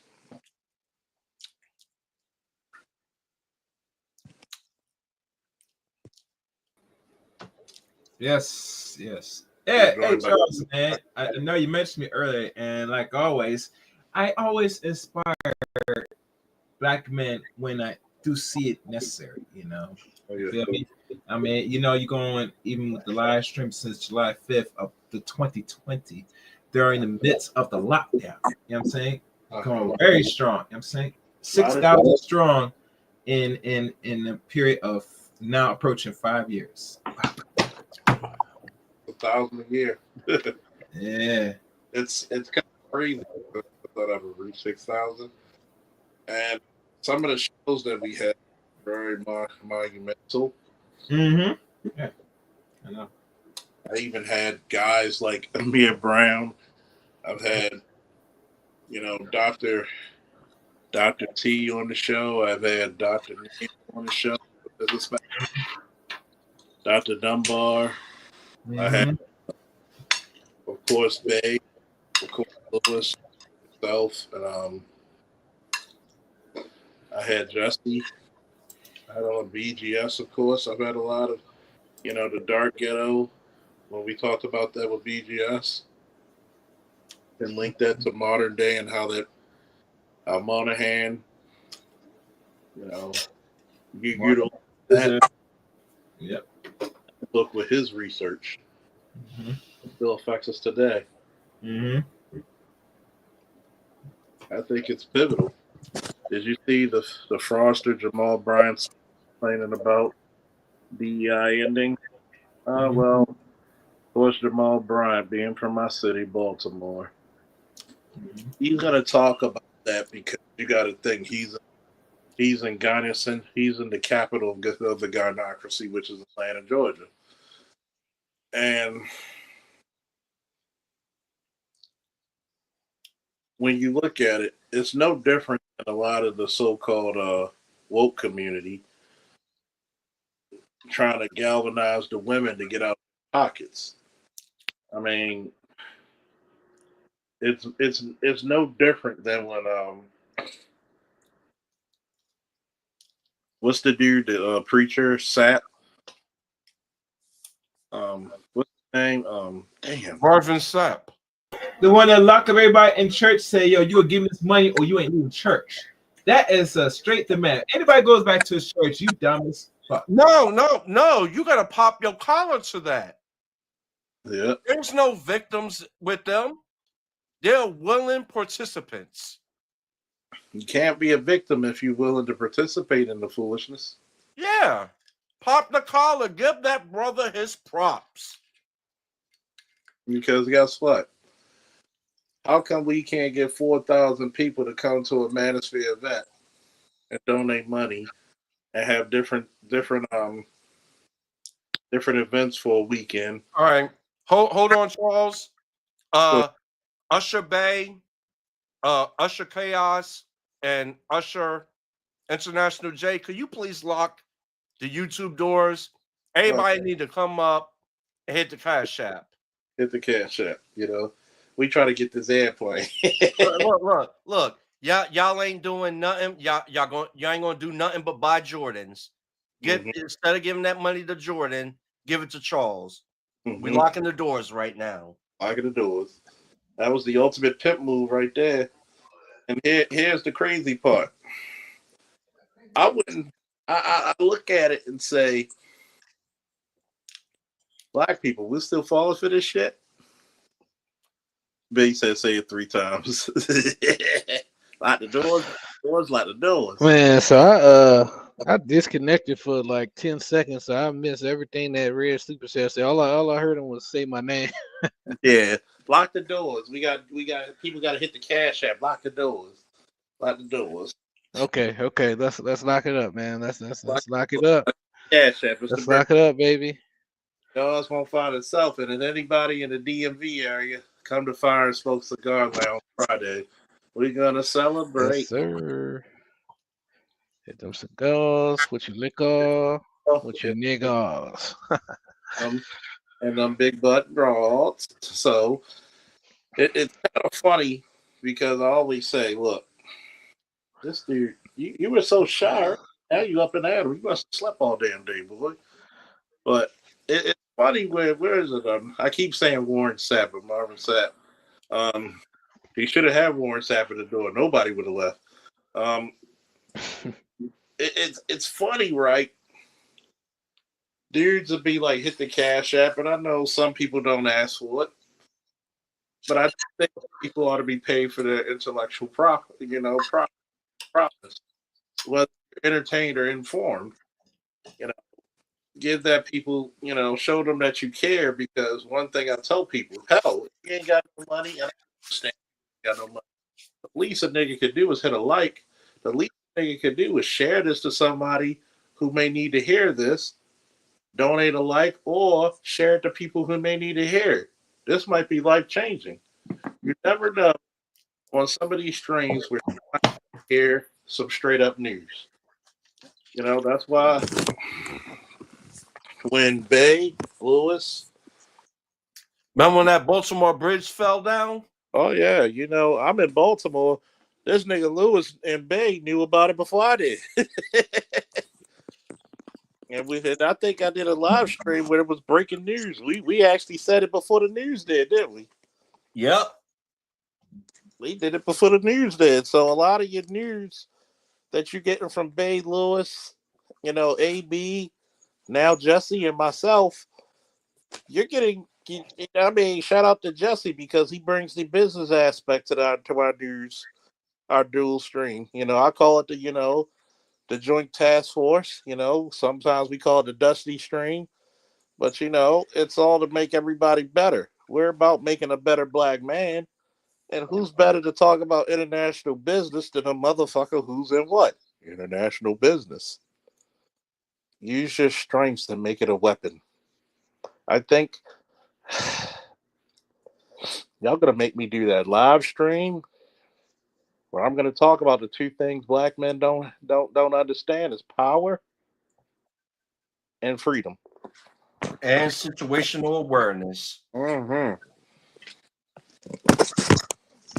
Well, why can't Trump put something out there that says black? Because that's not how politics work. The last time we put out something that said black, look what happened to my brother's keeper. All Star said Charles need a new matching, y'all. God damn it, I need a new matching. I'm gonna tell you, there's a lot of shit that comes out of these manosphere places that we've been talking about abortion. My ex-girlfriend said something about it 4 or 5 What's years. up, Sand Dog? Sand Dog. Hey, Captain Jack. We don't draft Shakur Sanders. I'm jumping out the window. Hey. Oh my God. Shout out to the Captain Jack. Meet me down by the railroad tracks. Put that info in your hand. Lord knows he's gonna be a shooting man. Sand Dog, everybody. Hopefully he's able to join the stream. Never know who's gonna stop into the lounge, baby.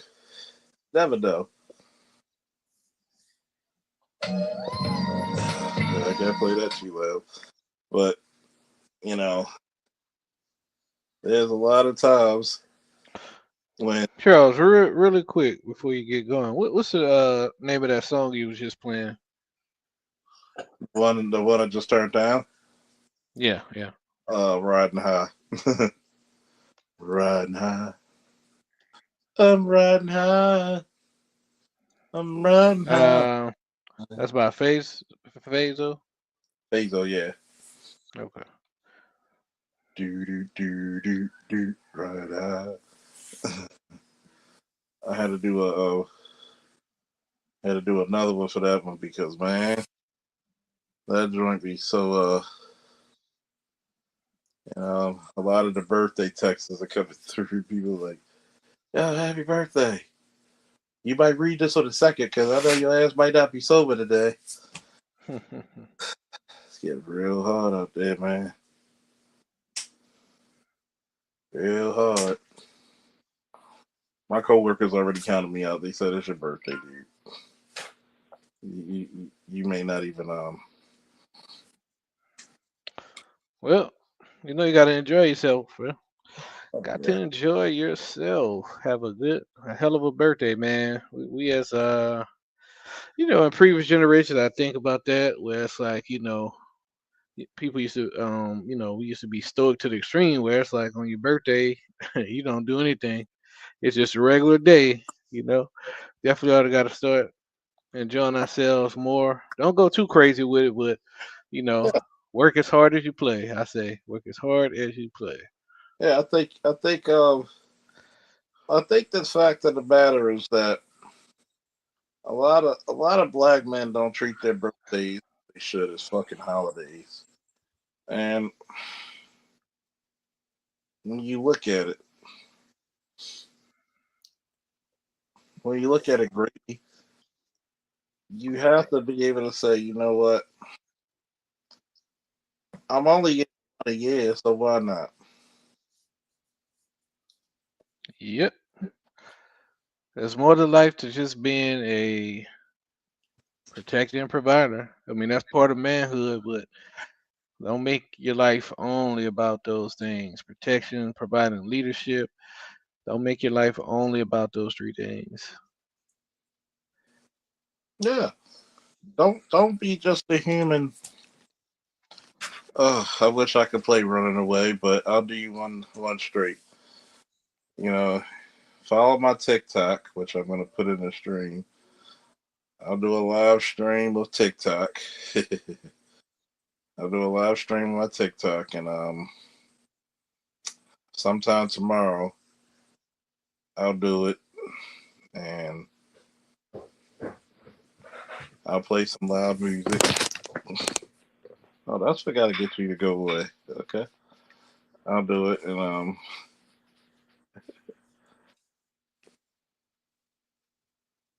looking at my ex-girlfriend's joint. She actually started to get some. That's what I wanted to ask you, Charles. Did you mention me on TikTok or something like that? Yeah. Okay. I was wondering because the chick that you mentioned, I mean, I'm not heavy into the wrestling scene, but the wrestling chick, she had looked at my profile. Yeah. So I was like, the hell? Is the algorithm this vicious, or did Charles give me a shout out or something? I shouted you out, so never know. I Okay. didn't That's think love, bro. I didn't know I had that much clout, but you know, I'm like, ain't this the chick that Charles mentioned on stream one time? She had all that on her ticket. Because at first I thought it was a somebody with a little bit of celebrity, even a little bit of celebrity. I kind of like, okay, it's most likely a fake account. But when I looked, it was like a whole bunch of content, on her matches and stuff like that. So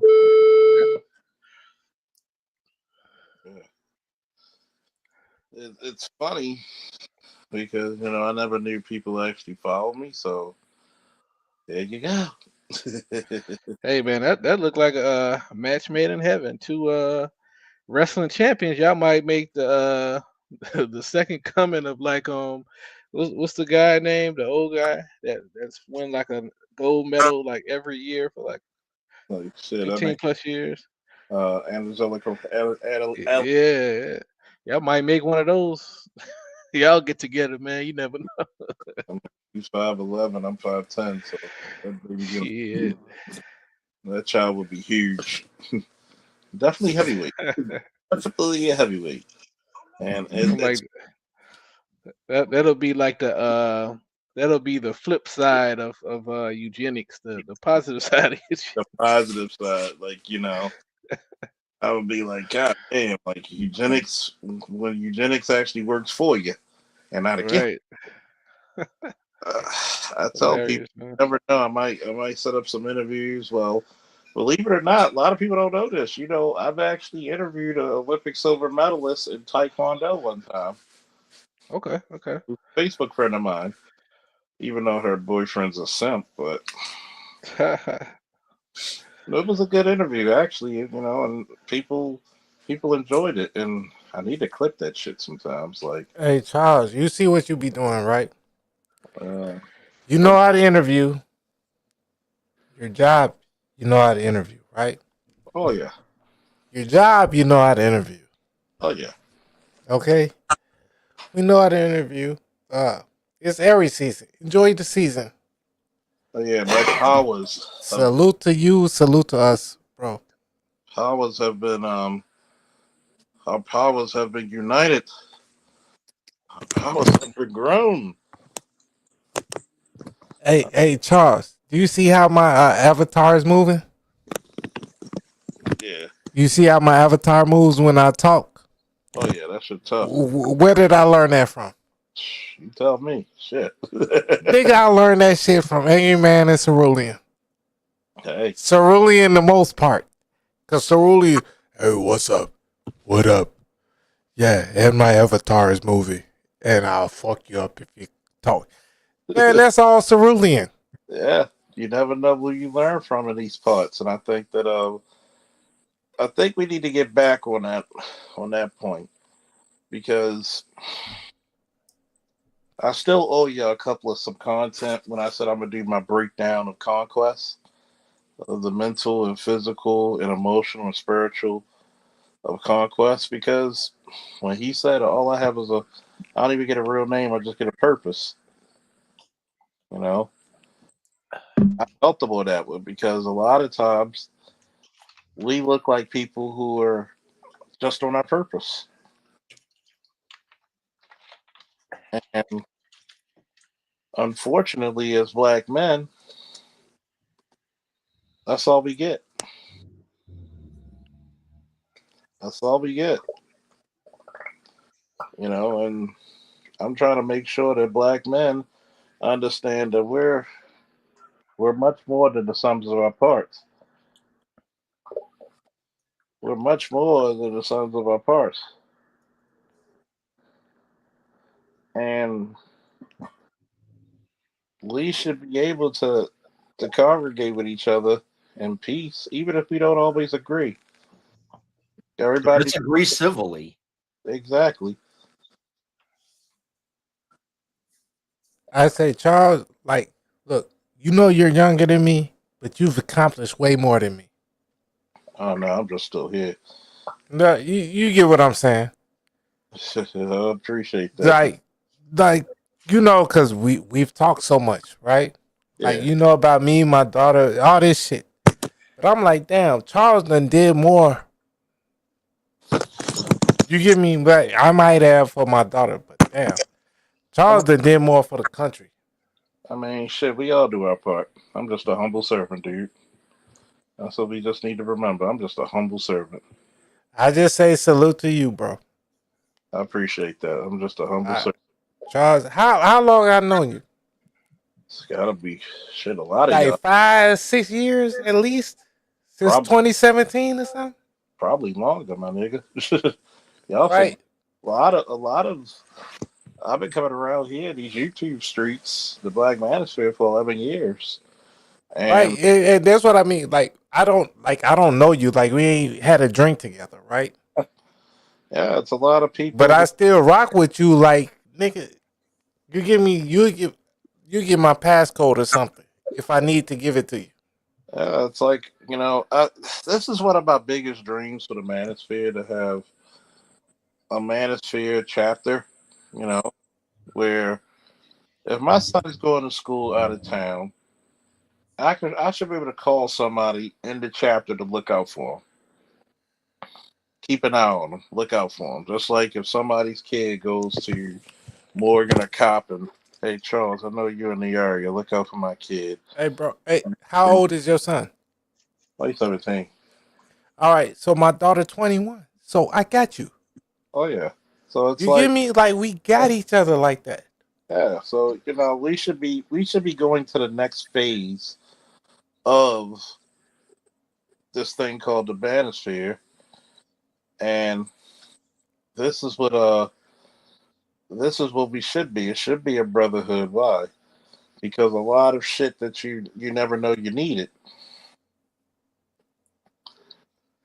And I got people in your air branch, right? When it was the air branch, right? Mm-hmm.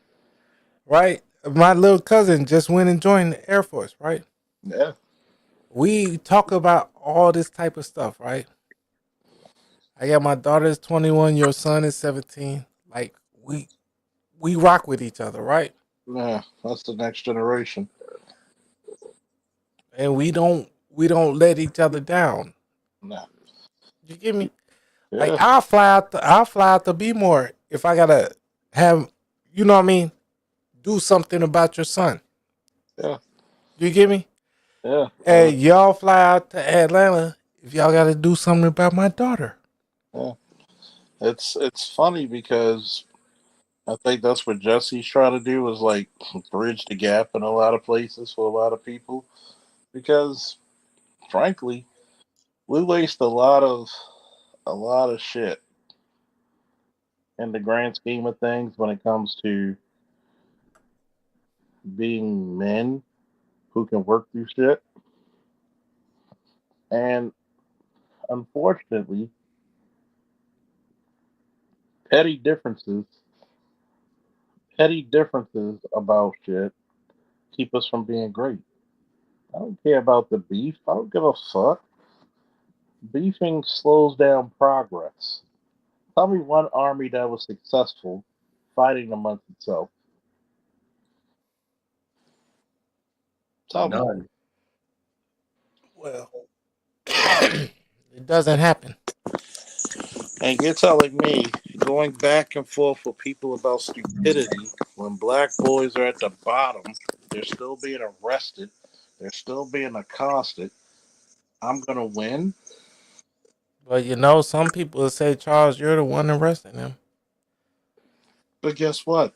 I wouldn't have to if you actually gave them a fucking mission and you were a parent about it. I agree. I do agree. I agree wholeheartedly. Like Charles. Yep. Like I was raised Boule, Jack and Jill, and all that shit, right? Mm-hmm. I'm still not gonna go run around. Like I'll watch all these cop shows and everything, like all these police shows and everything. I still know my people. You know what I mean? Yeah. Like I still ain't gonna. I'm not saying you are. I'm just saying I still ain't gonna go fuck up my people. Cause we all been in the hood. We all been in, you know what I mean? We all been in the damn car. Somebody got a blunt type shit and worried about the police. Yeah, you know, it's funny because one, I think that a lot of brothers out there don't understand or forgot how it is to be young with no guidance, young with no direction. You know, what happens when your actions are on? What happens when your shit's on the line? Who are you going to turn to? Well, you know, these young men could be doing better. Nigga.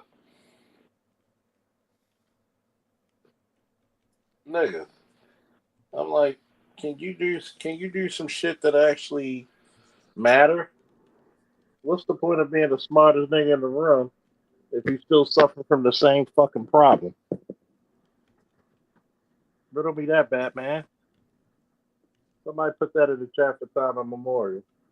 What's the point about being the smartest man in the room if niggas suffer from the same fucking problems? But we still suffer from the same problems 10, 20, 30, 40, 50 years ago. What's the fucking point? Ladies and gentlemen. Hey, Charles, happy birthday. Thank you, bro. Ladies and gentlemen, Captain Jack. Yo, happy birthday, Charles. Appreciate that, man. Thank you. Salute, brother. Salute. Yeah, salute, man. Shout out to the brothers in the panel.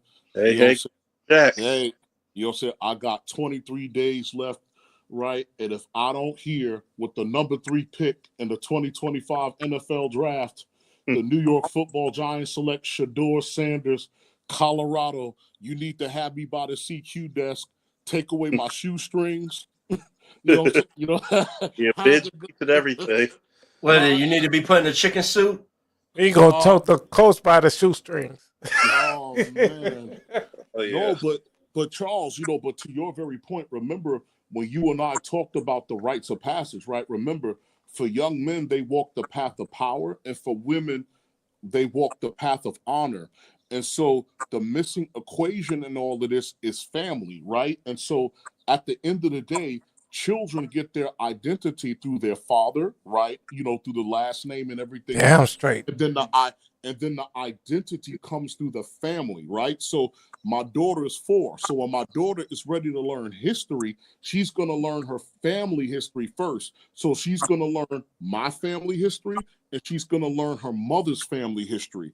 And that's the core foundation of what will shape her identity. And so you're exactly correct. Yeah, so because we're not successful at creating families, then you become susceptible to whatever is out there in society. I vehemently disagree with you on that. We create families. Hold on, let him finish. You know what I'm saying? And so you become, you can become susceptible to, to what may be out there in society, right? Because let's say, for example, I had 2 younger brothers, right? And my 2 younger brothers watched me because I was the older brother. So we all shared a room together. My sister had her own room. And in my room, if you came to my room in the 90s, I was listening to A Tribe Called Quest, De La Soul, the Fugees, not really too much Biggie and all that stuff and everything else, right? Outkast, Andre 3000. So a lot of it was, rappers who had talent, and for the most part, who will have what you would deem positive content, right?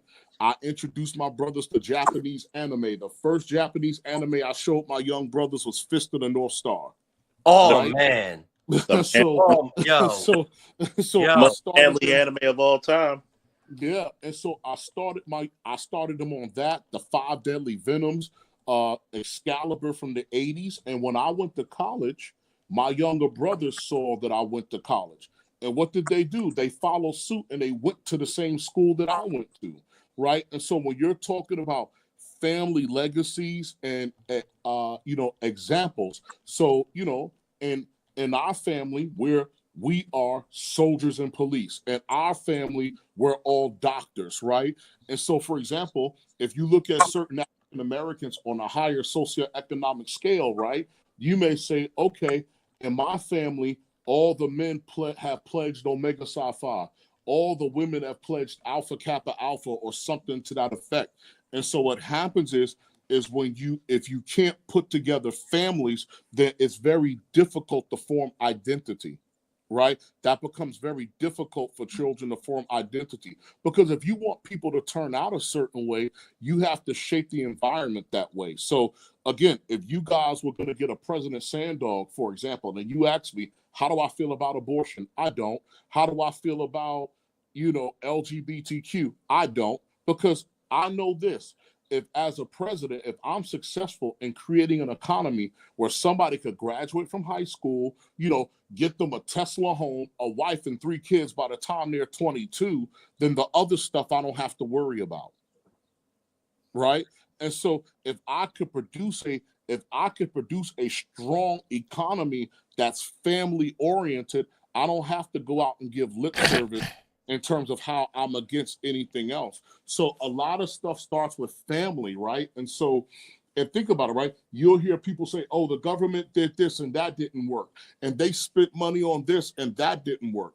Remember, the family is the cornerstone of all institutions. And if that institution fails, nothing else can replace it. I'm sorry. And I coughed in the middle of your shit. I'm sorry. No. I didn't mean to cough. No, it's okay, right? And so, but you said 22. What do you mean by the age 22? And could you break it down more? Because I'm really liking what you're saying. Because me and Charles, I've talked to Charles for 7 years. Sorry, tell me if I'm telling you wrong, Charles. But yes, we would do our children, put them in it. You good to go? Just let them finish. Okay. Yeah, so like you said, so again, at the age of 22, what do I mean? I mean that as a young man, right? So that I build an economy where it's easy for young people to finish high school or college, right? Obtain a trade, meaning and gainful employment, right? Meaning and gainful employment that allows them to afford a home and a family, right? So in today's economy, a lot of people are not having kids because they can't afford to have them, right? So I can't just give lip service to family.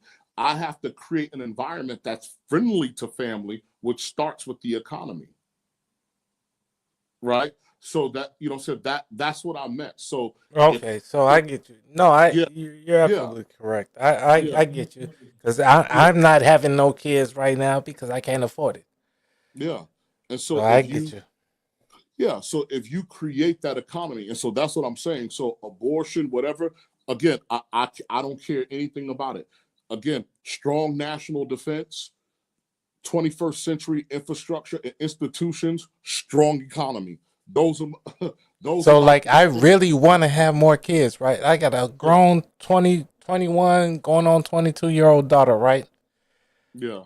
But I want to give her a brother. You get me? I want to have more kids. Yeah. But I can't find me no chick to do it. Why? Because, GPS and Kevin Samuels, you know how they say the girls are. And I'm just saying this not to say that they're correct or anything. I'm just saying because that's the market right now. Correct. But you got to remember too, right? Being a wife is a matter of function. And so what happens is, what I would try to advise a lot of people, right, is that you have to search, because, a lot of people do it backwards. So for me, when I was choosing a woman, I had to tell my dick, I looked at my dick and said, you're last in this equation, right? And so, okay, of the women, and your dick didn't agree. Yeah, and of the women I know, I said, who makes a good mother, right? Who would make a good mother? Who's loving? Who's compassionate? Who's kind? Who's patient? So who won? Who won? Did you or your dick? Did your top brain or your dick win? No, my brain. This is the story we all tell each other. Yeah, my brain won. right? You know what I'm saying? Again, so my brain won. So when what the day my wife became my wife, we were out eating together, and she said, "You know what? When I was a girl, I used to do calculus and trigonometry for fun when I was bored." Say less, right? So you know what I'm saying? So you have to, and again, easier, like I said, easier said than done, right? And so, what people forget is that being a wife or a husband is actually a skill set, right? Read your Bible or any religious text, look up the word. I was married for 11 years. I was Yeah. married for 11 years. It's a task. Yeah, it's a skill set. Yeah. And like I said, again, it's a skill set. And remember, you're building an institution, right? And so what happens is, because you're not seeing it as an institution, you're seeing it from a Disney perspective, right? We met in high school, we fell in love, and the butterflies are supposed to take us from 25 to 70. You need other things. So yes, you may love each other, but what are the goals of your institution? What are you building? Yeah, so I agree with you, bro. Yeah. Can I say something real quick? Yes. So I got married like young, like real young. And like it worked out for a minute, but it didn't because we didn't have that that what you say, as it were. My mama was teaching us, my daddy was teaching us, but they knew what it was, but they didn't know what we were. So like it fucked up. But also my daughter's great though. But it was bad. Like I just wish I had more teaching. Like going into the marriage.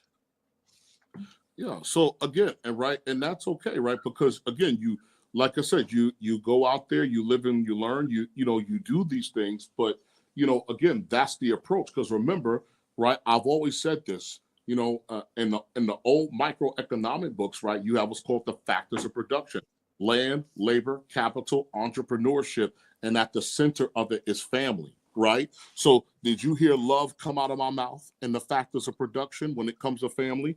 I said land, labor, capital, entrepreneurship, right? And so again, love is an aspect of it, but at the end of the day, for you and your wife, ultimately, what is your what is your mission? And then then the faith comes not just sexually, but it comes spiritually, and then it becomes a commitment to the institution, right? So again, when I was in the Army, what did I do? I raised my hand to protect my nation from what?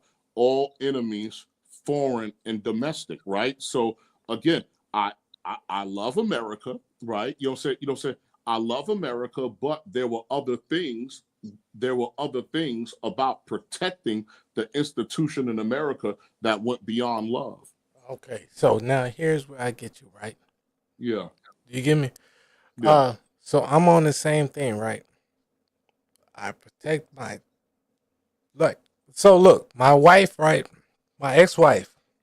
I've been divorced for like 10 years, 15 years, right? Mm-hmm. But if I'm walking down the street with her and my child, just on some family shit. Yeah. Everybody better pretend she's my wife. Because otherwise it's going to be bad for them. You get what I'm saying? Yeah. I know Charles get what I'm saying.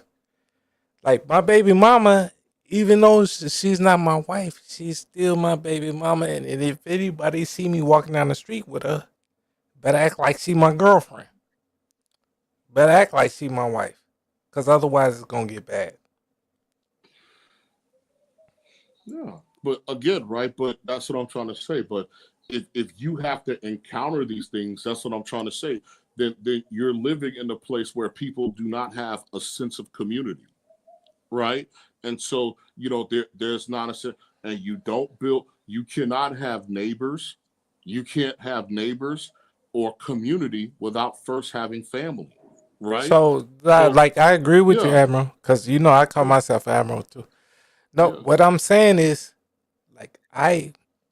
everybody around me still treats my ex-wife and my daughter like they're still my wife and my daughter. Yeah.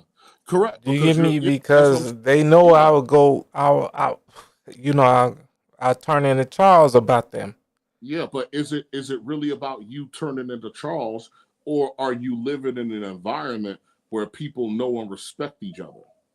Yeah, so I'll go with the latter. I would Yeah. say yes. So that's Everybody yeah, loves correct. and respects us. Yeah, so like let's say for me, there's no need for that, right? So let's say, for example, because I'm Muslim, and so in Islam we say, surely you are not amongst the believers unless you want for your neighbor what you want for yourself.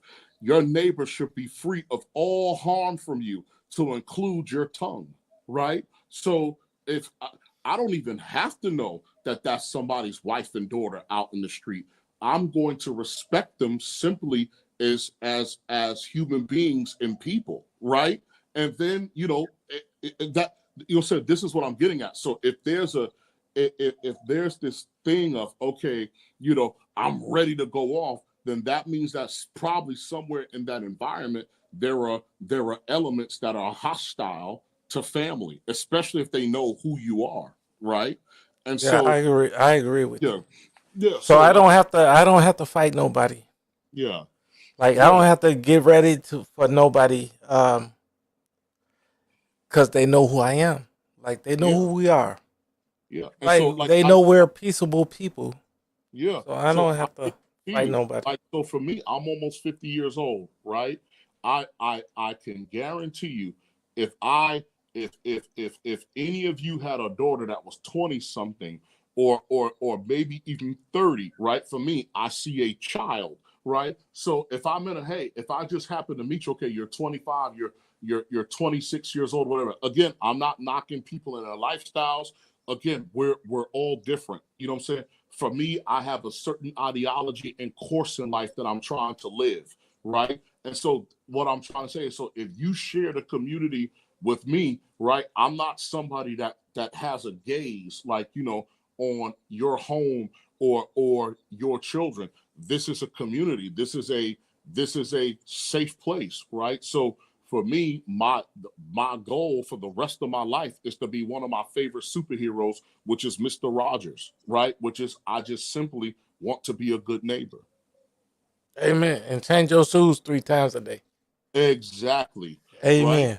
Amen. So yeah, so what I'm saying, so so it's what happens is that we have to begin as men and women to respect the power, to respect the paths of power and honor, right? So men create a culture and women uphold that culture, right?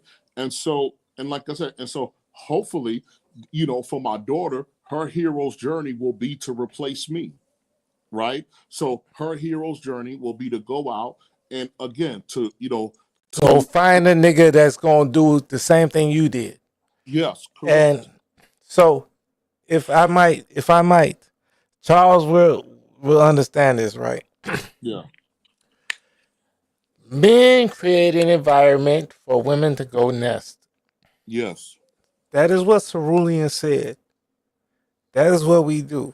We go holler out the tree where the birds can go and lay their eggs. Yes. We go fight the wars and lay the land to where the girls can sit there, to where they don't have to do nothing. This is what we do as men. We make a place for our women to nest. Am I lying, Charles? And if Charles is smoking a cigar, rolling another cigar, I'll wait. But you know what I'm saying, Admiral Smoke. Hey, Admiral, I call myself an Admiral. Reality, the Admiral. Okay. I'm also an Admiral. I never been in the military or anything. Yes. Yeah, I just call myself an Admiral. Like if you see I'm a space Admiral type shit. Like I'll be doing a whole lot of shit. But man, no, I like what you're saying though, Admiral Smoke. Yeah. And I agree with you 1000%. Is that chaos? Chaos, where you at? everybody's on mute. They probably tired now, but you know what I'm saying. Just coming in at the end. But no, I just wanted to caveat that, like, again, what Charles said. So when we talk about what young people should do and need to do anything else, we have to be very mindful that we're the ones that create the environment that they're going to live in. And I agree with you, bro, Admiral. We did this. We created this for our children. Correct. So I'm not mad at Sexy Red and Glorilla. Why? Because you can't get a Sexy We was the Red. daddies going to the strip clubs. Yeah, and you can't get mad at Sexy Red and Glorilla, right? When you had Eazy-E and Too Short, right? And so And we was listening to them, and we was going to the strip clubs. Yeah, and so exactly. So you don't get sexy if African American hip hop culture is De La Soul and A Tribe Called Quest, right? You don't get Sexy Red or Cardi B. Hey, Sandog. Yeah. Do you ever listen to Black Sheep and X Clan? Yeah, I do. I do. But that wasn't the most thing I was promoting. And you know what I mean? Like, that's not Black Sheep and X Clan. All right, so I play Lauryn Hill for my daughter. I used to play all type of shit for my daughter, right? Yeah. But she grew up on Sexy Red and all that shit. Yeah. So I got to deal with this. My daughter raised on this. You got to look at the environment. Do you give me the Charles? Like Charles, you've been rocking me since I've been raising my daughter, right? Yeah, you got to look at the environment. It's hard to fight a person against the environment. Finish, Sandog? Yeah, correct. So remember, when our civil rights ancestors told us not to prop up old gangsters, and we told them, fuck you, it's our time. So congratulations, because now you took nigger from a word that was dead and taboo, and you made it a pop culture reference. So you got people in Iran saying my nigga. You got people in Pakistan. Did you know that on GOTV in Pakistan, the Real Housewives of Atlanta on that channel? Damn. No, this is what I'm trying to. Right? So when we were young, we did not understand the power of media and propaganda and these things as tools, right? So again, and this is what I tell a lot of African Americans, right? So again, right, I'm a Republican, right? And so I understand the importance of DEI. I know that DEI helps veterans. I know that it helps people with autism. But guess what, right? Then I have to be smart enough to understand that those are the people that need to be the face of it, right? Not someone that's antagonistic. Because remember, you are a minority. So, and you're trying to facilitate change. Did you know that change management is actually a profession and skill? And the first step to change management is buy-in. So how do you get people to buy into your ideas or perspectives when you're self-righteous and telling them they ain't shit? That's not. That's hey, Admiral. Hey, Admiral. Admiral. You tell them that they built the country. Huh? You tell them that they built the country. And that's the truth. They built the country. And then you tell them that they are the greatest influence on the world, on the planet, which is what Black Americans are, FBA, Freedmen. Yeah, but we built this country and we built the greatest culture on the planet. And you tell them that. No, I'm just saying. Yeah. This is what you do. You tell them that, and then you motivate them. And then we get motivated and we do greatness again. Mm-hmm. So, no. We do greatness like Charles did when he was in the Army. We do greatness like, I don't know, Admiral, if you're a real Admiral, or you know what I mean? If you, I'm a retired Army captain.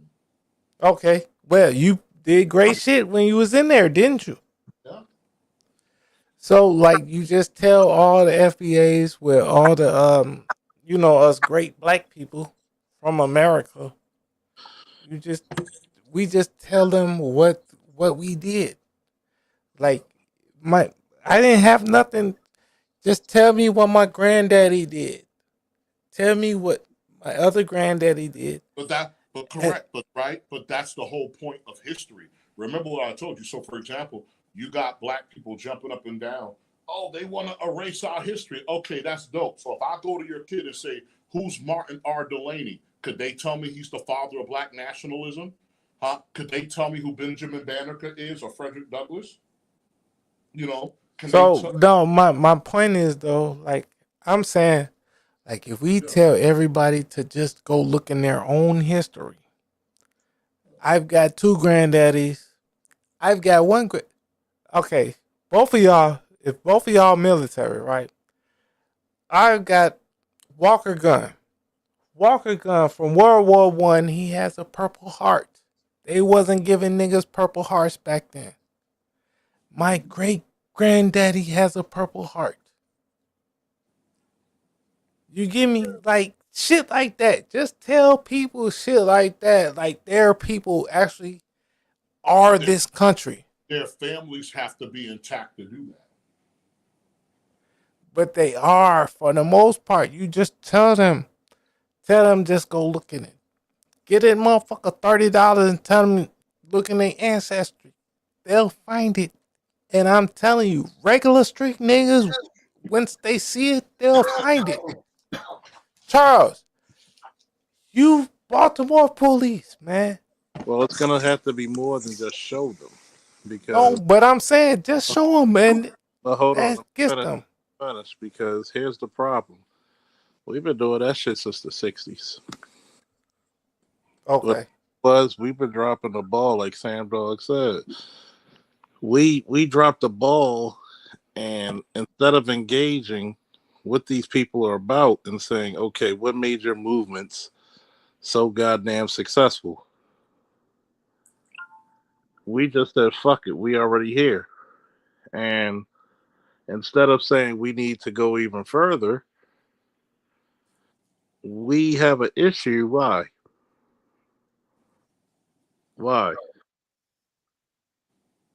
I don't know. I'm asking. That's what I'm asking. Because we truly didn't control the culture. And that was one of the biggest issues out there. Like, here's the fact of the matter. Do we truly control the culture if we can't create good husbands and wives? I think we did create good husbands and wives.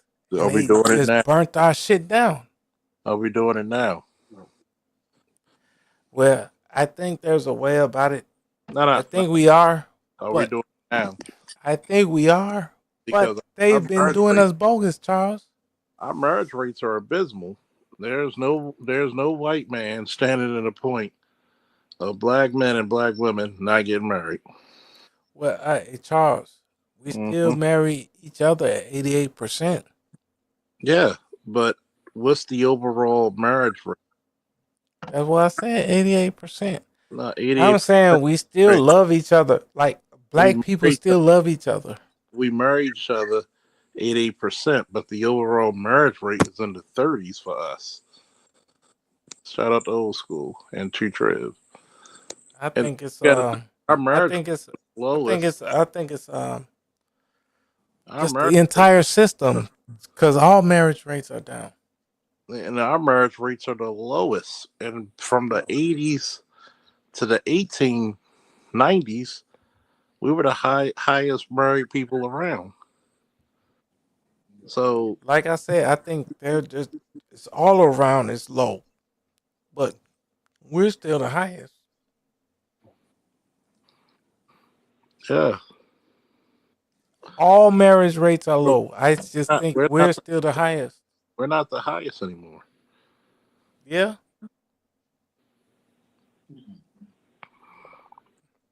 Damn, that's highest anymore.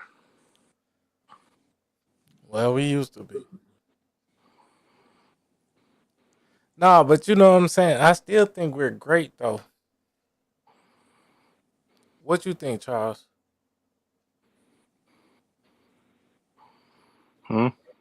What you think, Charles? We're not the greatest, but we're still great. But you have to, again, right? What happened was, you got to remember, there were those of us who had, in a sense, right, they thought that we made it, right, for many reasons, right? You know, we had those of us who ashamed about the past, embarrassed about it. Like I said, maybe your family broke down.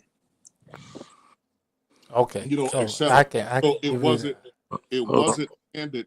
So when you, from the civil rights era to Gen X, right, there was like I said, there was a generational clash, right, where whatever the people who were alive during the civil rights era did, our stance initially was a little bit, our stance was more militant, and then that militant stance was corrupted by, you know, it was corrupted by things like gangster rap being inserted into movements like hip hop, you'll say into movements like hip hop, and then you would have the drug trade, in the 80s and the 90s, and all of these, again, right, and all of these different things. And so the ultimate problem with Black people in general, even from slavery, right, is that your idea of freedom wasn't about establishing your own frontier and creating a world of your own. Your idea of freedom is what the rich white man had in his house. And that's the stumbling block, right? So again, it's kind of like children looking at your parents. When I was a boy, I had to go to bed after Night Rider, but my dad stayed up late. And I was like, wow, my dad has all of this freedom. And then as I got older, I realized my dad was up late at night because he was like, shit, Christmas is around the corner. He wants a Nintendo. She wants an Atari. My wife wants to do this. My mother wants to do that. Okay, how much overtime do I have to work to pay the bills and still do this, and this? well, you don't think Right? your dad? So You don't think your dad was on the couch?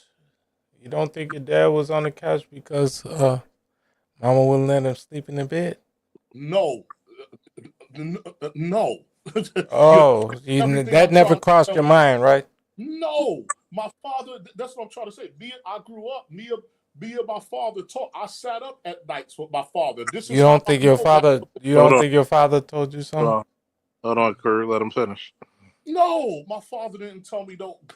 No, and my mother never did that. My father was up because my mother was a stay-at-home mother. My father was the breadwinner of the house. So my father would literally be sitting up doing the math, trying to figure out, okay, how am I going to do this? How am I going to do that? How am I going? Because you're derailing what I'm trying to say is that Africans, those slaves, looked at that big house, but did not understand the logistics of putting together a nation, or let alone running it. They just looked at somebody that they thought was rich and was like, wow, that's the life, right? So this was okay. Let me ask you a question. Yeah. You mentioned Africans. What did Africans have to do with anything? I said the slaves, man. We right, the slaves that came from Africa, our forefathers, right? For African Americans, the problem was your concept of freedom was not autonomy. It was not about building. It was not about building what you believe the idea of America should be. I It was disagree with you. no, I because vehemently disagree with you. no. No, I'm just saying, like, And hey, that's brother, again, I vehemently disagree with you. no, again, right? Again, you're free to do that, right? Look, you're free to do that. And if you understand Black history, there are people who fought for that autonomy. But Black America was steered into You know, there integrate. was a Black America before Christopher Columbus got here. I mean, that's fine. Because, like, for me, I never come on these channels to argue and everything else, right? That's Hey, bro, I'm not trying to argue. That's a completely. But what you're saying is and that's what I'm trying to say. What you're saying is a completely different society. So whatever black people that were there before Christopher Columbus got here, guess what? The people who endured slavery, that's not what they aspired to. They aspired to be equal to the people in the big house. They didn't say, let's go back and do what we were doing before these people showed up, right? They aspired to be somebody else. And that is the problem concerning freedom, right? They aspire to Kind of disagree with you, but I kind of disagree with you, but I kind of agree with you. You gotta let finish the statement, man. Yeah, because that's what I'm trying to say. Again, whatever whatever was here before Jamestown, Virginia, or whatever the case might be, the black people who study that history or even knowledgeable of it are a small minority, right? And again, so when you look at the majority of our forefathers, the appetite was to fit into this system as opposed to going off and doing one of your own, right? Again, we have Martin Delaney who said to do your own thing. We have Booker T. Washington that said do your own thing. We had J.H. Jackson that said do your own thing. You had Elijah Muhammad who said do your own thing. But those are not the people that won out. They didn't win. Those are not the people that won out. I still disagree with you. Okay, then. I'm listening to you, and I still disagree. What do you disagree on?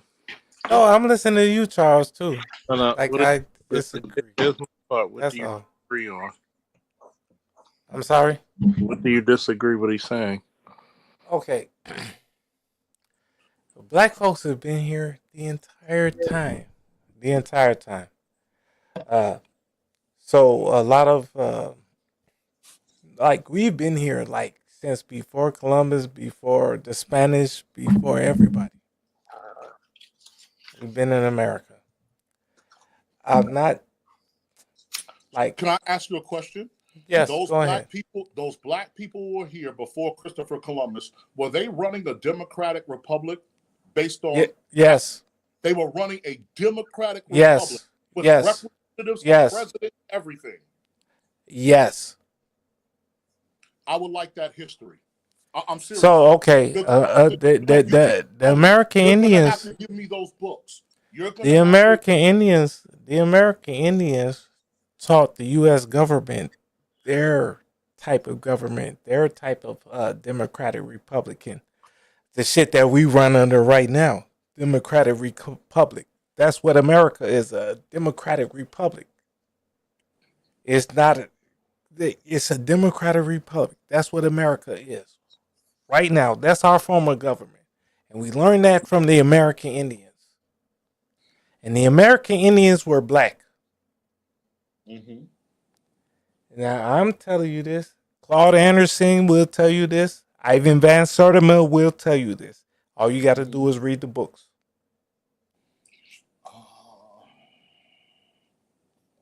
It's all right there. Cerulean will tell you this. Charles, Cerulean will tell you this.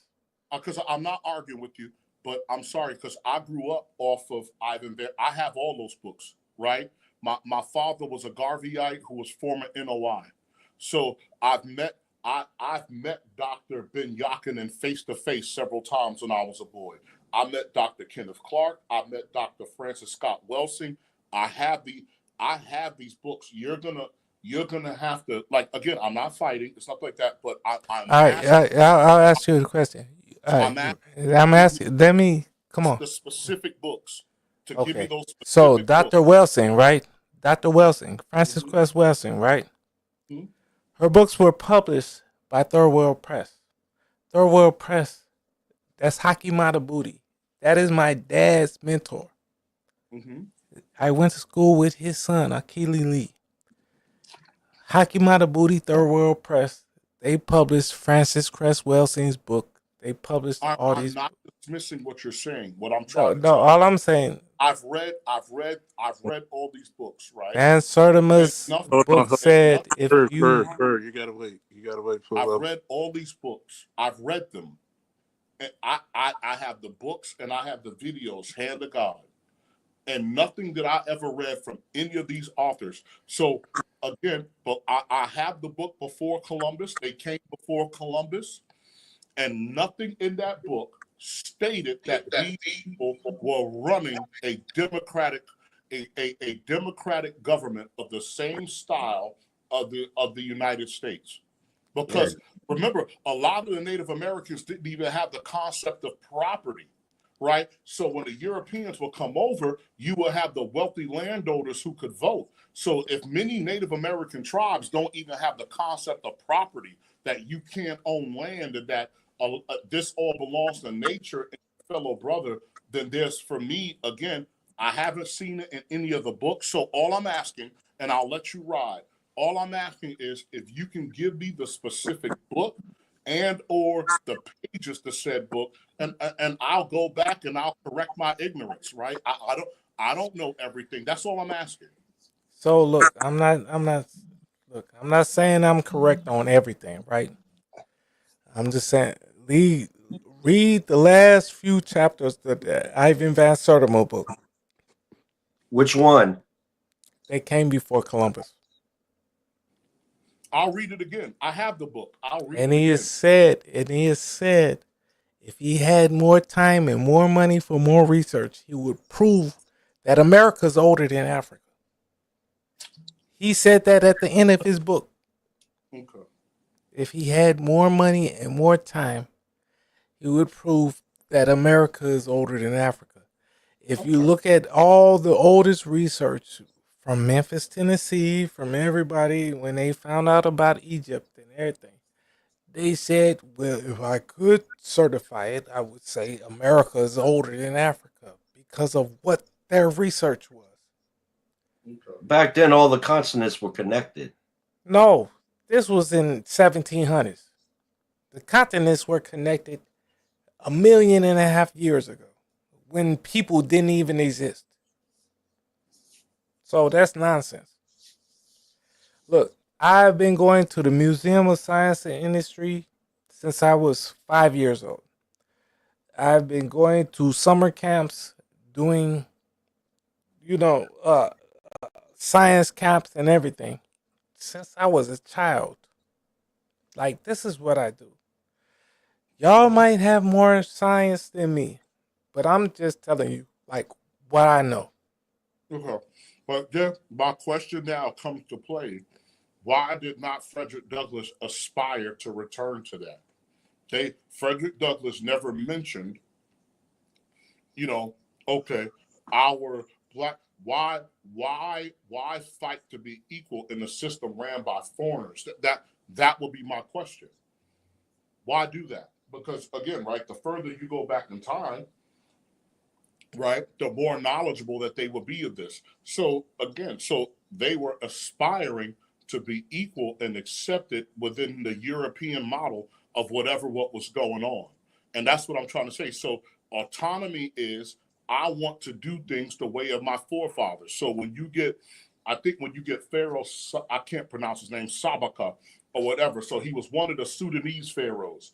And what did he say? He said, my forefathers built Egypt, right? And I'm going to return it to the former glory of my forefathers, right? And so for a lot of the people who came out of slavery, that was not their lingo, right? Their lingo was either some form of revolution, exodus, and integration.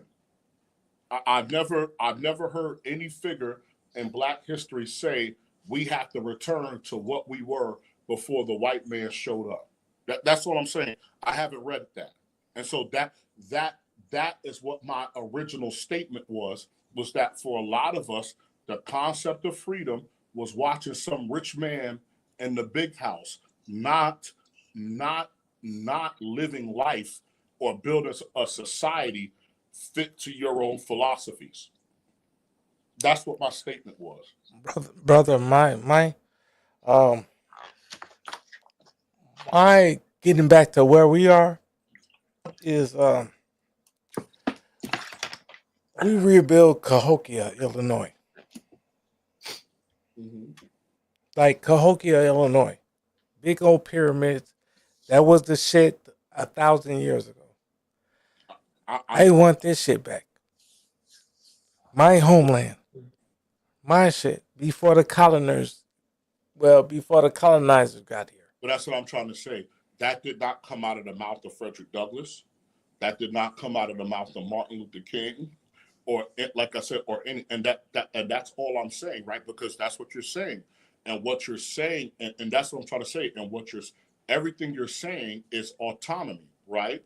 Again, before these people showed up, there was X, Y, and Z, and autonomy and acceptance are not the same thing. I agree with you, Admiral. You know what I'm saying? And so that's all I'm trying to say, because again, people disrespect what integrate means. Integrate means that you're being brought in to another modality, another way of assimilated, another way of function. Yes. So if you get black people who say, that's why I hate the word when people say sell out and coon. You integrated dipshit. America from the Eurocentric perspective was built on Anglo values, not Yoruba, not Navajo, not that. It was built on and I'm saying our American is us, black niggas. Yeah. Well, America is black niggas shit. Yeah, but if you fight to send your kids to Robert E. Lee High School or Stevens High School, right? The vice president of the Confederacy, who wrote the Cornerstone speech, who said that the natural position of the Negro is to be subservient to the white man. If you're sending your kid to a school named after him, and then on the back end of it, you get somebody you don't like Candace Owens, what are you crying for? You raised the coon. You raised the coon. And like I said, and this is what I don't like about. You know what I'm saying? No, you didn't raise. You shaped her. That's what I'm trying to say. So when Elijah Muhammad tried to build us schools, did we want to go? No. You fought. That's what I'm trying to say. Integration. You fought. You'd rather go to Alexander A. Stevens High School than the high school that Elijah Muhammad would built for you. That's where the majority of us would go. So here's the thing. The Black Panthers end in what? 1982, right? Little Sandor walks into elementary school in Brooklyn, New York in 1983. And when I go to school, there's a wonderful, I had excellent teachers. There's a wonderful, nice Jewish lady with curly red hair who took me in with a big smile and wide arms. Do you think the state of New York gave her the mandate to tell me, hey, the reason why there's school lunch in here is because the Black Panthers fought for a community feeding program? Hey, brother. That's where school lunch comes from. Hey, bro. I had a teacher, Miss Horn, that told me her Jewish shit was worse than our black shit. And I wish if I knew back when I was 9 years old, I would have told her about her shit.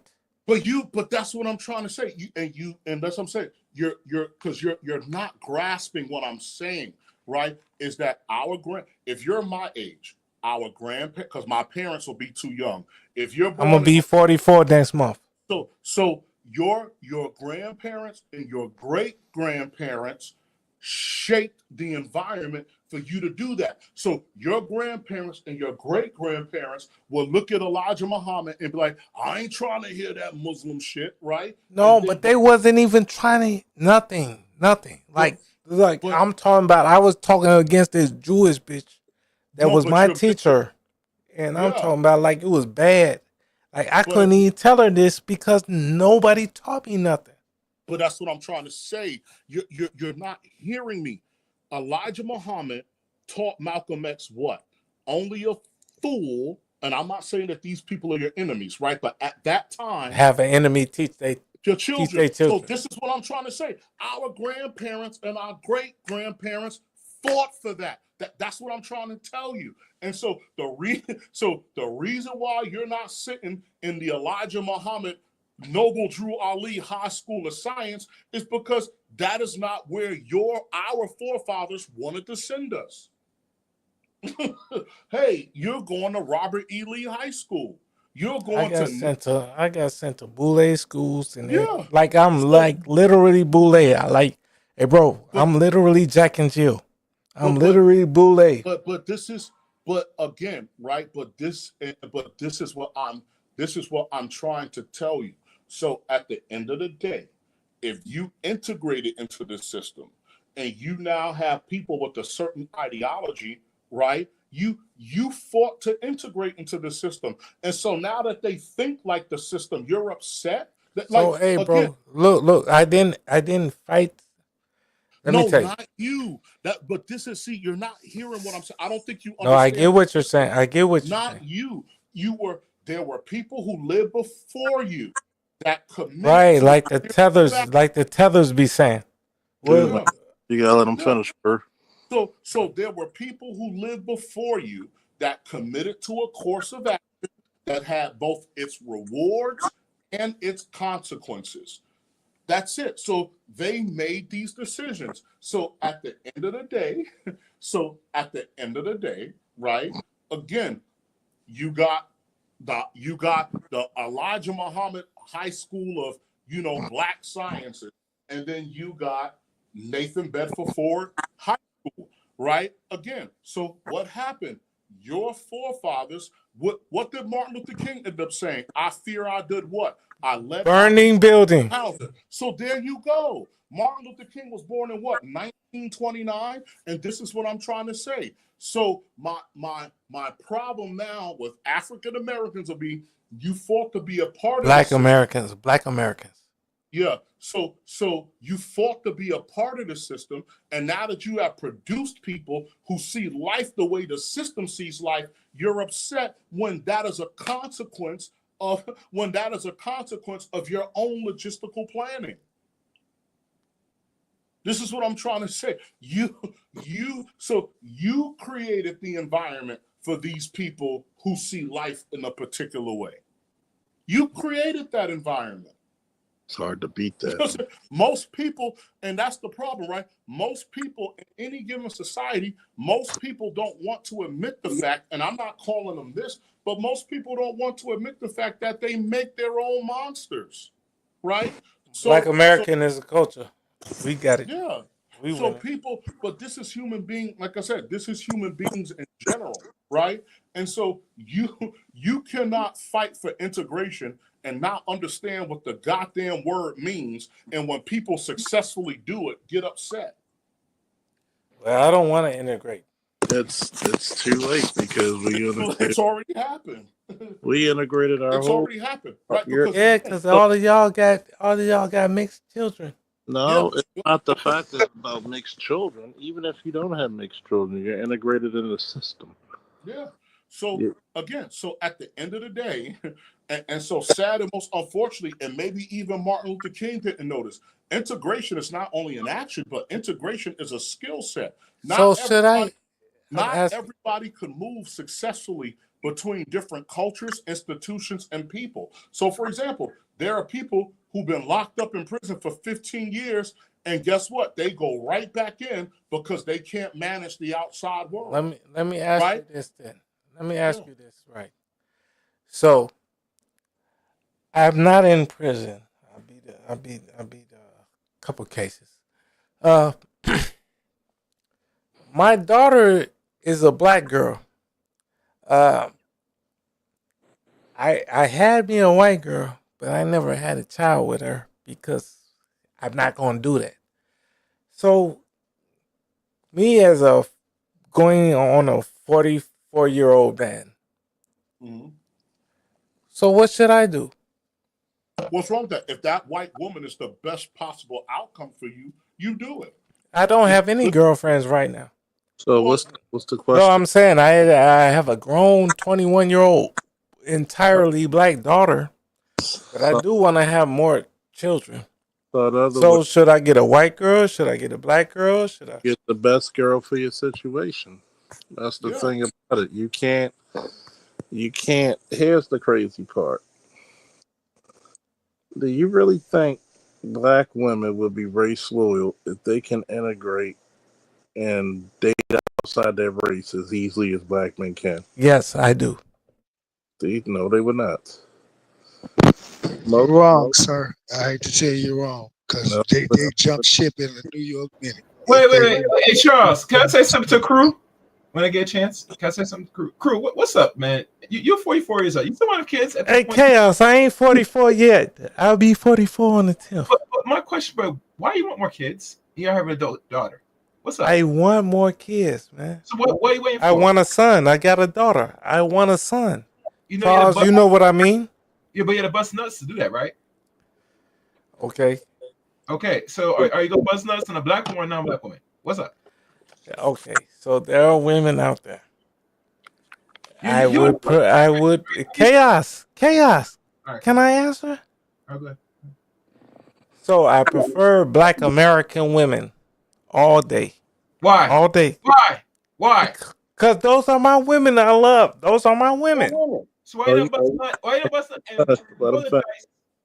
Yeah, that's what I'm saying. So I said I love black American women, so those are my women that I love. So next question. okay, so I'm just asking you, right? So Wait, before you continue, remember how we talked, right? Are you in the city? Yeah. Where are you at? Hold on. Because this is going nowhere with that one. Because here's the thing. I don't care who you have children. I don't care who you. But this is the part that it gets to me. If you date a certain criteria, and I don't think one is above the other. Wherever your dick goes, that's on you. I'm just saying this. Pick the best woman for your policies and for your morality. Because what the problem is this. If people can get what they want, they're not going to be race loyal. You look at the Asian woman. The Asian woman is loyal to what she can get. The Hispanic man, those are the two demographics that date the most out of their race. They're going for what they get. So when it comes to us, our women have a bad habit of not seeing us as the same demographic, being black American women. Historically. If you want to have another kid, I can't talk you out. That's you. Would I do it? No. But I'm not you. You know what I mean? But at the same time, if you're going to have another kid, have a plan with it. That's what I would tell anybody. But anybody, who runs next on the floor? Well, I'm going to ask a important question. Crew, where you located at again? Where you reside now? Indiana. Okay, there's pure black women. So what are you waiting for, bro? You should bust nuts in these chicks and just outside of Chicago in Indiana. It's a whole bunch of black chicks out here. So that means you can roll the dice, bust some nuts, and feed these chicks that you like, and hope that they give you a son. And don't have a Canadian accent. Well, they can't be Canadian accent because they're Indiana. It's as black as you could be. It's ADOS, hope as could be. So you wait your time, bro. Yeah. Good black chicks. Hey, first start busting us. I want you to report back to us in a year, knowing that you're gonna have a kid. And who I gotta report back to? Because you saying this. I got a 21-year-old daughter. Yeah, but you're waiting. Are you kidding me? My 21-year-old daughter is shoot niggas. Are you kidding me? I don't have to report back to nobody. Whereas here's the point. It's not about you reporting. That's how the hell we got on this subject in the first place. Yeah. It's the fact of the matter that do what's best for you. Now, all right, Sando, you got the floor. Yeah. I mean, again, man, like I said, all I could say is the same thing you just said. Remember what I said. A wife, being a spouse and rearing a parent, and rearing children, these are skill sets. Husbandry is a skill. Wife is a skill. And so at the end of the day, based upon what you value, right, you're going to pick your wife off your value system, not appearances, not skin color, none of that, right? Because part of fulfilling the rights of your children is finding them a pious, righteous mother. That's what comes. That is the first thing that should be on your mind. Everything else is nonsensical. Because remember, this is partially why our community is suffering now, right? Because so many children are being born out of acts of lust, right? It's like, okay, I was out here having fun and oh shit, I guess I'll do the right thing or I won't. or whatever you're going to do in between. So at the end of the day, in regards to building family and all the stuff, it has nothing to do with race. You are now in the age where you are your own worst enemy. So if you engage in negative liberty and willful ignorance, you are now your own worst enemy. Let me ask you something, brother. Who mentioned race? You did. Nobody mentioned race. We just mentioned having a girl. Nobody mentioned race. Didn't you just? Okay. All right. Fine. Fair enough. We'll move on. Right. So, again, best, like I said, again, best possible outcome. But Charles, like I said, again, pray for me, because 23 days from now, God willing, we're alive and I'll right mind. If I am not buying a blue and white number 2 jersey, I'm gonna jump. I hate Giants fans with the core of my being. Hey, if you don't buy that jersey, I'll give you a Colin Kaepernick jersey. Nah, San Francisco. Hold on, I feel your pain, because I'm still wondering who the Ravens are going to draft. So I feel your pain. Yeah, man, because I mean, like, bro, Hey, like, are they going to draft Shador? Yeah, Shador. Yeah, you got Giants fans. Well, we could do that. We don't need him, and we could just get Arch. You're gonna, first of all, Arch Manning will probably be in college for the next 2 to 3 years. And secondly, if you have Russell Wilson, you're not going to be bad enough to draft Arch Manning. Exactly. Yeah, you're right. You're not even going to be bad enough to. But like, I hate my fan base. Sandog, they got Russell Wilson and they got Jameis Winston, and you still gonna try to draft Shador? Russell Wilson is on a 1-year deal.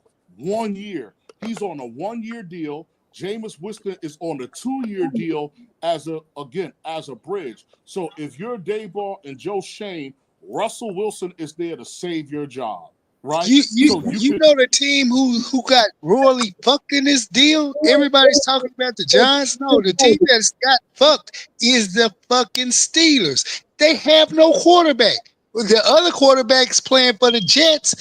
One's in New York with the Giants. Then they just picked up the boy from Cleveland. What does the Steelers have as quarterback coming in this season? You better blame Mike Tomlin, because I would have signed Justin Fields if I was Mike Tomlin. It's nowhere in hell. I would have let Justin Fields lead that facility. Wilson could have left, but not Justin Fields. Yep, I would not have let Justin Fields lead that facility. And you talking about, and the last time I checked, they're the AFC North, right? Yeah, they screwed. And the AFC North consists of what teams? Everybody that's ugly. Everybody that's ugly. Everybody that's down and dirty old school football, mean ass football, meaning the Bengals, the Steelers, the Browns. Hey Charles, you mean and the God you mean football that cheat? And the Ravens. So you got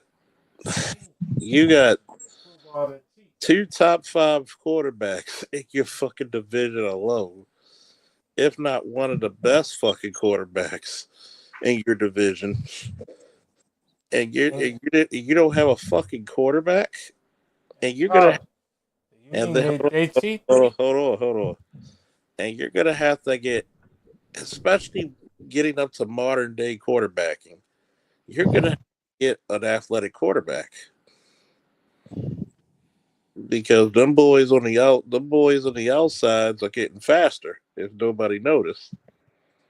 Them DEs are getting faster, right? They ain't never stopped getting faster. So you're gonna have to get an athletic. Hey, you telling me the Steelers had Justin Fields at their facility? I mean, he literally fell in their lap from fucking Chicago. I mean, I actually feel bad for Justin Fields, but I actually feel good for him because think about it. He is in New York with Aaron Glenn, who, let's just be realistic. The Jets defense ain't went nowhere. They can still play football on defense. What they need is to get that offense going. And why not resurrect yourself in New York? Exactly. It's much better. Again, like I said, but if I was Tomlin, he would have been named my starter. What he had a 5-0 start, something like, man. 4-0. He went 4-0. Please. Yeah, because what may have to happen in the future is that you may have to fire Mike Tomlin so the Steelers could suck enough to actually go and draft a brand new quarterback, right? Again, and that's what I told Giants fans, man. Again, I hate my Giants fan base with my heart. We are the gift and the curse. And like I said, you need to take Shador now, because at the end of the day, if you take Russell Wilson, man, you are not going to be good enough to get Arch Manning in the future. You won't. You draft Shador, and think about it. You got another 2 or 3 years before Arch comes out. So if Shador is bad, right? Because for any quarterback, it's their job to keep or lose. So if Shador is bad, guess what? You can get Arch in 2028 when he comes out, or 2027. And like I said, that you literally have nothing to lose. For me, I really think that Shador has what it takes, right? Again, I really do. I believe he has everything it takes to turn that franchise around. And like I said, again, my goofy ass fan base is talking, well, we could just take Travis Hunter and then get Dart Jackson in the second round. And I'm like, bro, Dart ain't gonna make it to this, because to your point, hey, Pittsburgh will trade up for Dart. You know what I'm saying? They'll take Dart in the second round based upon their need. So they're not going to let him fall to the second round. Dart will go. What did Pittsburgh trade up to number 10 or something like that? So Dart will go as soon as the Pittsburgh Steelers name is up. I bet you Dart and some of those other guys will go. So no, man, like I said, man, I just hate my fan base, man. And Joe Shane better do right by me so I can buy a number 2 jersey. He said, hold on. Look here. I'm going to tell you like this. If they don't take Shador and they don't take Cam Ward, y'all need to fire everybody in the Giants management staff. We should have had the number 1 pick in the draft, but we won the Colts game, which I don't know why, but we're not going to get Cam Ward, bro. Cam Ward is going to Tennessee. We draft number 3. So the Cleveland Browns need to draft Abdul Carter or somebody so we can get, man, I wish Dion would have pulled an Arch Manning for me and be like, yo, he ain't playing there, bro. Your franchise is poverty. And I want Dion to pull an arch for me so Shador could be a Giant, Dion. Look, I really don't even want to see Cam Ward in Tennessee, because let's just go think about it. We got Richardson with the Colts. You got sorry ass Sunshine over there in Jacksonville, and then you got then you got my quarterback. That's Sunshine. You didn't know that's Sunshine. That's Sunshine from Remember the Titans. Yeah, Trevor Lawrence. Yeah. And then you got the king of the hill, my quarterback,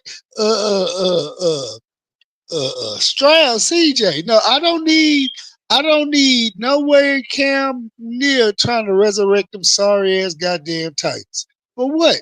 No, but then yeah, they can get them because they ruined Malik Willis. They ruined Tannehill. All the Titans are good for is ruining quarterbacks. So yeah, they can have them.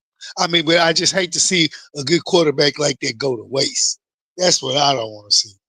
Yeah, because like you said though, like I think the Titans should take Abdul Carter because, again, people beat up the Giants about Saquon, but nobody beats up Tennessee for letting Derrick Henry walk out the door. Nobody No, beats LA. hold on, letting, not just Derrick Henry. They let Hopkins go. They just wholesale. They wholesale sold off that squad, man. For what? Yeah, nobody beats up the Raiders for letting Josh Jacobs walk out the door. And to your point, with Tennessee, there was Derrick Henry, AJ Brown. Who else was there? God damn it. They had some good players over there. They had good players, yeah. And on both sides of the ball. Yeah, and they let those guys walk out the door. But then it started with the coach. Mike Vrabel, he was building a culture there. And they actually, when he was coaching, he kept me worried. I'm like, shit, he's gonna find a way. He knows how to get them together to find a way. But when you fire him and then you start wholesale getting rid of players, I'm like, yep, that's O.A. Bud Adams' family. They don't know shit. So I'm telling you. So AL, I'm just, and that's it. Sandor will be sick. I need to hear it, man. The New York Football Giants select Shedeur Sanders, quarterback, Colorado. And where y'all picking? Y'all picking what, 5, 4? What? Which y'all picking? We picking number 3. Okay, yeah. So let's see. The number 1 pick, that's going to what? Cleveland.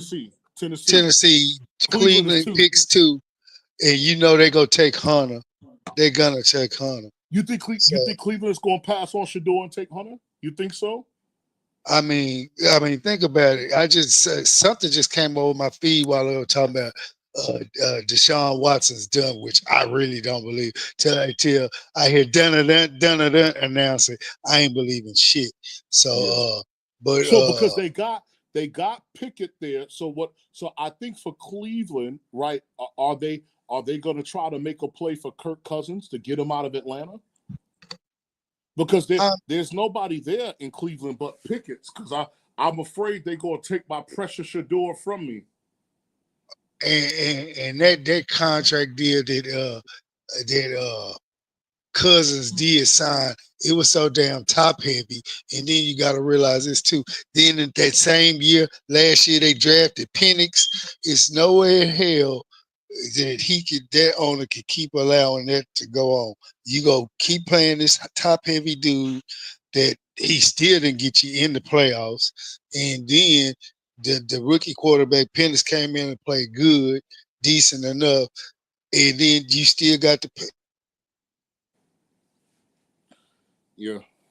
But why? But then when you think about it, Cleveland and Cousins, but then Cousins anywhere never mixed, but he made it work.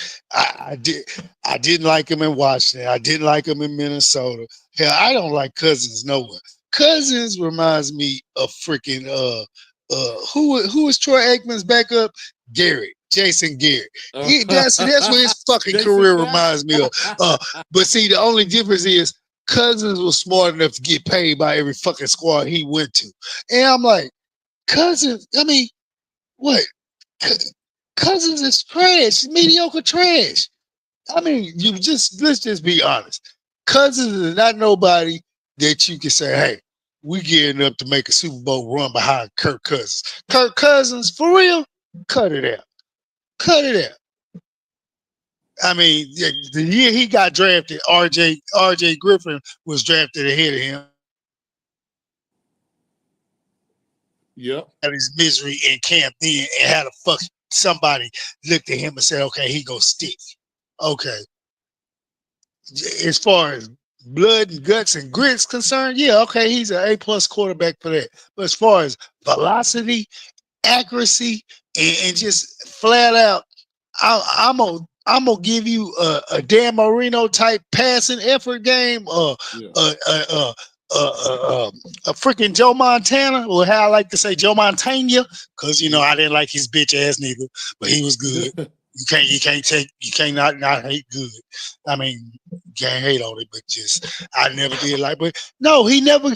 I mean, come on, 1 or 2 big games every so often. Like last year, they were struggling. All right, he busted the Philadelphia Eagles ass. All right, everybody. Hey, cousins. After that, what happened? And he was in the sorriest fucking division in the National Football League, the NFC South last year. Let's just be honest. The NFC South was trash. It was just trash. The only thing kept them alive was the Bucks. Everybody, wasn't nobody else competitive in the NFC South. Nobody. David Carr. And you would have literally thought he could have ran the tables with the Falcons last year. And he was set up. I mean, you look at the weapons around the Falcons and you be like, it's no way in hell the Falcons should be killing people. Real shit. So Penix needs to take that job. Gas, bro. I think his arm is done. Yeah, I mean, I've been trying to talk all the way around it without just being obvious. His arm is shit. He ran out of gas, bro. It's gone, bro. That last good passing game. That last good passing game he had was against Philly last year when he led that Monday night comeback. After that, what? I mean, you watched the decline, and it was like, why y'all? I'm like, all right. At first, I was like, wait, he's got weapons around. What's going on? Then a couple more weeks back, y'all still winning one, losing two, winning one, losing three. I'm like, so y'all just literally to the point where it's like, we got to throw Penix in here some games and see what he can do, because it's like this is. But they put up a brave face. Hey, it's okay. He's not gonna bounce back. So yeah, they might need to get off of him. But I mean, Cleveland. Cleveland's been embarrassing themselves with quarterback play for years. That wouldn't be wise for them to put more money into Cousins. And if anything, Cousins is on a let me sign the biggest 1-year deal contract tour that I can get everywhere I go. 1, 2 year, 3 deal, but he can't make it past 3 years. No, he's washed up. He's needed. You would have been better off asking Matt Ryan to hang around an extra 2 years than that bullshit. Yep. And I've never been a Kirk Cousins fan. Cleveland better not call Shedeur Sanders' name. That's what I know. That's what I fucking. I'm serious, man. I'm talking about. What's the Raiders picking? I'm just curious. The Raiders, they're like at shit. The Raiders are. They got 7 or 8. I know they you can't be deeper than 10. Hold on, no. Wait, 2025. So the Raiders are number 7. Shit. Yeah, they're number 7. That's interesting. It's interesting now, you if say my it. Giants are goofy and we don't pick up Shedeur, he ain't fam. He ain't making it. Shedeur will not get past Vegas. New Orleans is number 9. Well, he actually could get past Vegas. You forgot who Vegas picked up in free agency. Geno Smith, right? They picked up Geno Smith, and Geno Smith is not a motherfucking slack. Now, I mean, but is he that wish? No, but hold on. Before we even get there, that wish that you want is gonna come to fruition. Dion is gonna pull the Archie Manning. For real. He's already said it. He means it. He's not bullshit. He's not going to allow his son to go play nowhere where he's not going to have a fighting chance off the rip. See, the thing about the Sanders, about Dion is he wants his boys to come in winning some type of way. If not the defensive back, the quarterback, definitely. He's got to be in the most winning situation. He knows the other one, the DB, he's a dog. He gonna go fight. He go get himself somewhere, and he gonna last long. He's gonna end up being a Ryan Clark type. Trust me. But he's just gonna get drafted high. But with Shedeur, yeah, he's gonna pull. See, y'all not gonna get. You're gonna draft him. Yeah, you're gonna draft him, but he's gonna pull Archie Manning. No, we don't want him there. We're gonna force you to have to trade him somewhere. And then who comes into the mix? The Raiders. But then the Raiders, you have to ask yourself this question about the Raiders, not just about Geno, which he is a good quarterback. Look who they just picked up as their head coach. That I'm pissed off about because goddamn it, y'all didn't even give fucking you didn't give Pierce a fucking chance. 1 year and done. Come on now. That was some bullshit. That was gonna be par for Shedeur to fall dead his life. But there you go give him to a damn near 80-year-old. 80-year-old as Pete Carroll. And the reason why Pete Carroll ain't no dummy though. The reason why Pete Carroll hurried up and snatched Geno Smith up, he sat back and watched Geno Smith for 3 years after he left. And watched the progression of Geno Smith. Geno Smith was a highly accurate, high percentage quarterback when he wasn't getting. If you wasn't all that blitzing him, he was putting the ball where he needed to put it. But it was time for him to go too, because you see DJ. All right, and back to the sorry ass Steelers. Y'all done went and you done picked up another bookie and receiver, a gorilla, DJ Metcalf, but you ain't got nobody to throw to him. They waiting for Aaron Rodgers, man. They want Aaron Rodgers. Is that who they really trying to sign on the cool? That's why they've been so quiet. That's what they want. They waiting for Aaron Rodgers, bro. But if they do get Aaron Rodgers with DK on one side and Prima Donna has Pickens on the other, and you can get Prima Donna Pickens that just come to work and work, oh shit, that's scary. That is gonna be scary. If they pull it off and get Aaron Rodgers, he got just a little bit left in the tanker. Real shit. He fucking hoses the shit at the Jets. He hoses the shit at the Jets. He didn't give a shit. He hosed them. You know good and well that injury wasn't fucking as bad as everybody said it was. You didn't have to sit out that whole fucking year on that bullshit, but you chose not to work at. You chose to be a contrarian. You chose to be divisive. Coming on McAfee show every other week talking conspiracy theory shit. Bitch, shut up and throw the football. I'm gonna treat you like the white female commentators treat the basketball players. Shut up and dribble. Nah, white boy, shut up and throw the ball. Quit trying to commentate on shit you know nothing about. You went to Cal, but you wasn't that bright. You was just there for football, not for your academic excellence. Let's just keep it a buck. Everybody, no. And the shit he says lets me know. Yep, you was just a dumb job. Yeah.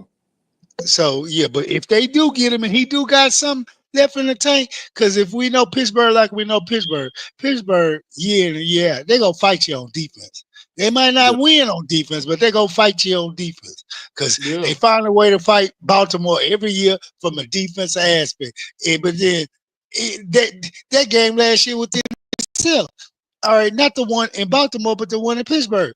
Come on now. I'm like, you freaking fucking washed up, Russell. Kind of put him in the game, put Fields in the game and let him work. But now you had this mother, and that's the only thing that pissed me off about Mike Tomlin. I love Mike Tomlin, but ain't no motherfucking way here, Mike Tomlin. I'm gonna keep deferring to these sorry ass offensive coordinators. Well, this is what I want to. No.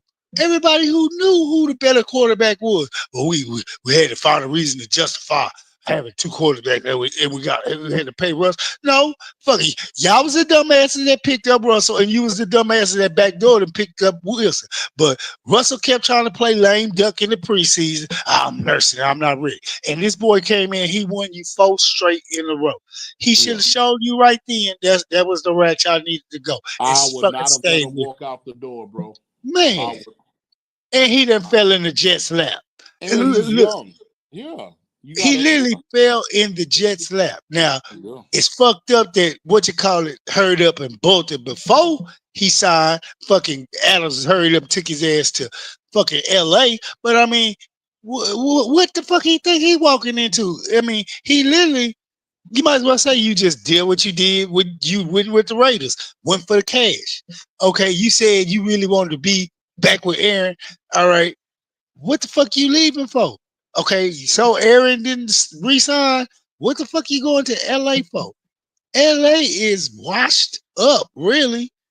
They mediocre middle road tier NFL squad right now. They got them. They paid for that Super Bowl 3 years ago, and after that, they've been having to wholesale their team out because that team was salary cap fucking top heavy. Yeah.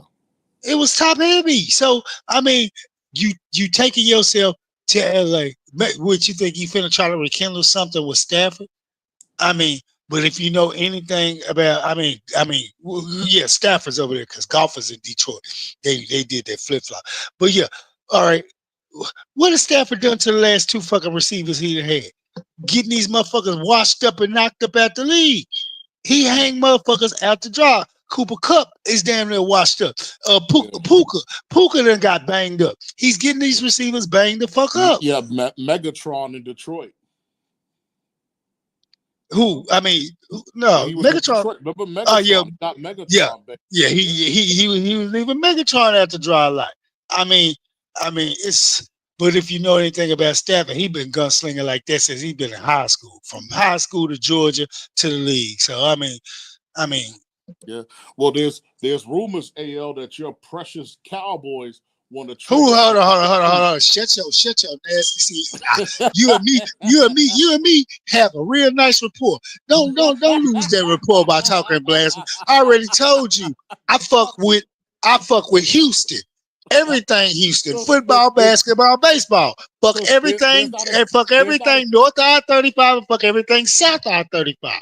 So there's not a picture of Jerry Jones and Jesus with their arms around each other in your living room? No. Nigga, I'm laughing at that debacle all day. The worst thing them motherfuckers did is let Jimmy Johnson go. When he quit, I said, guess what?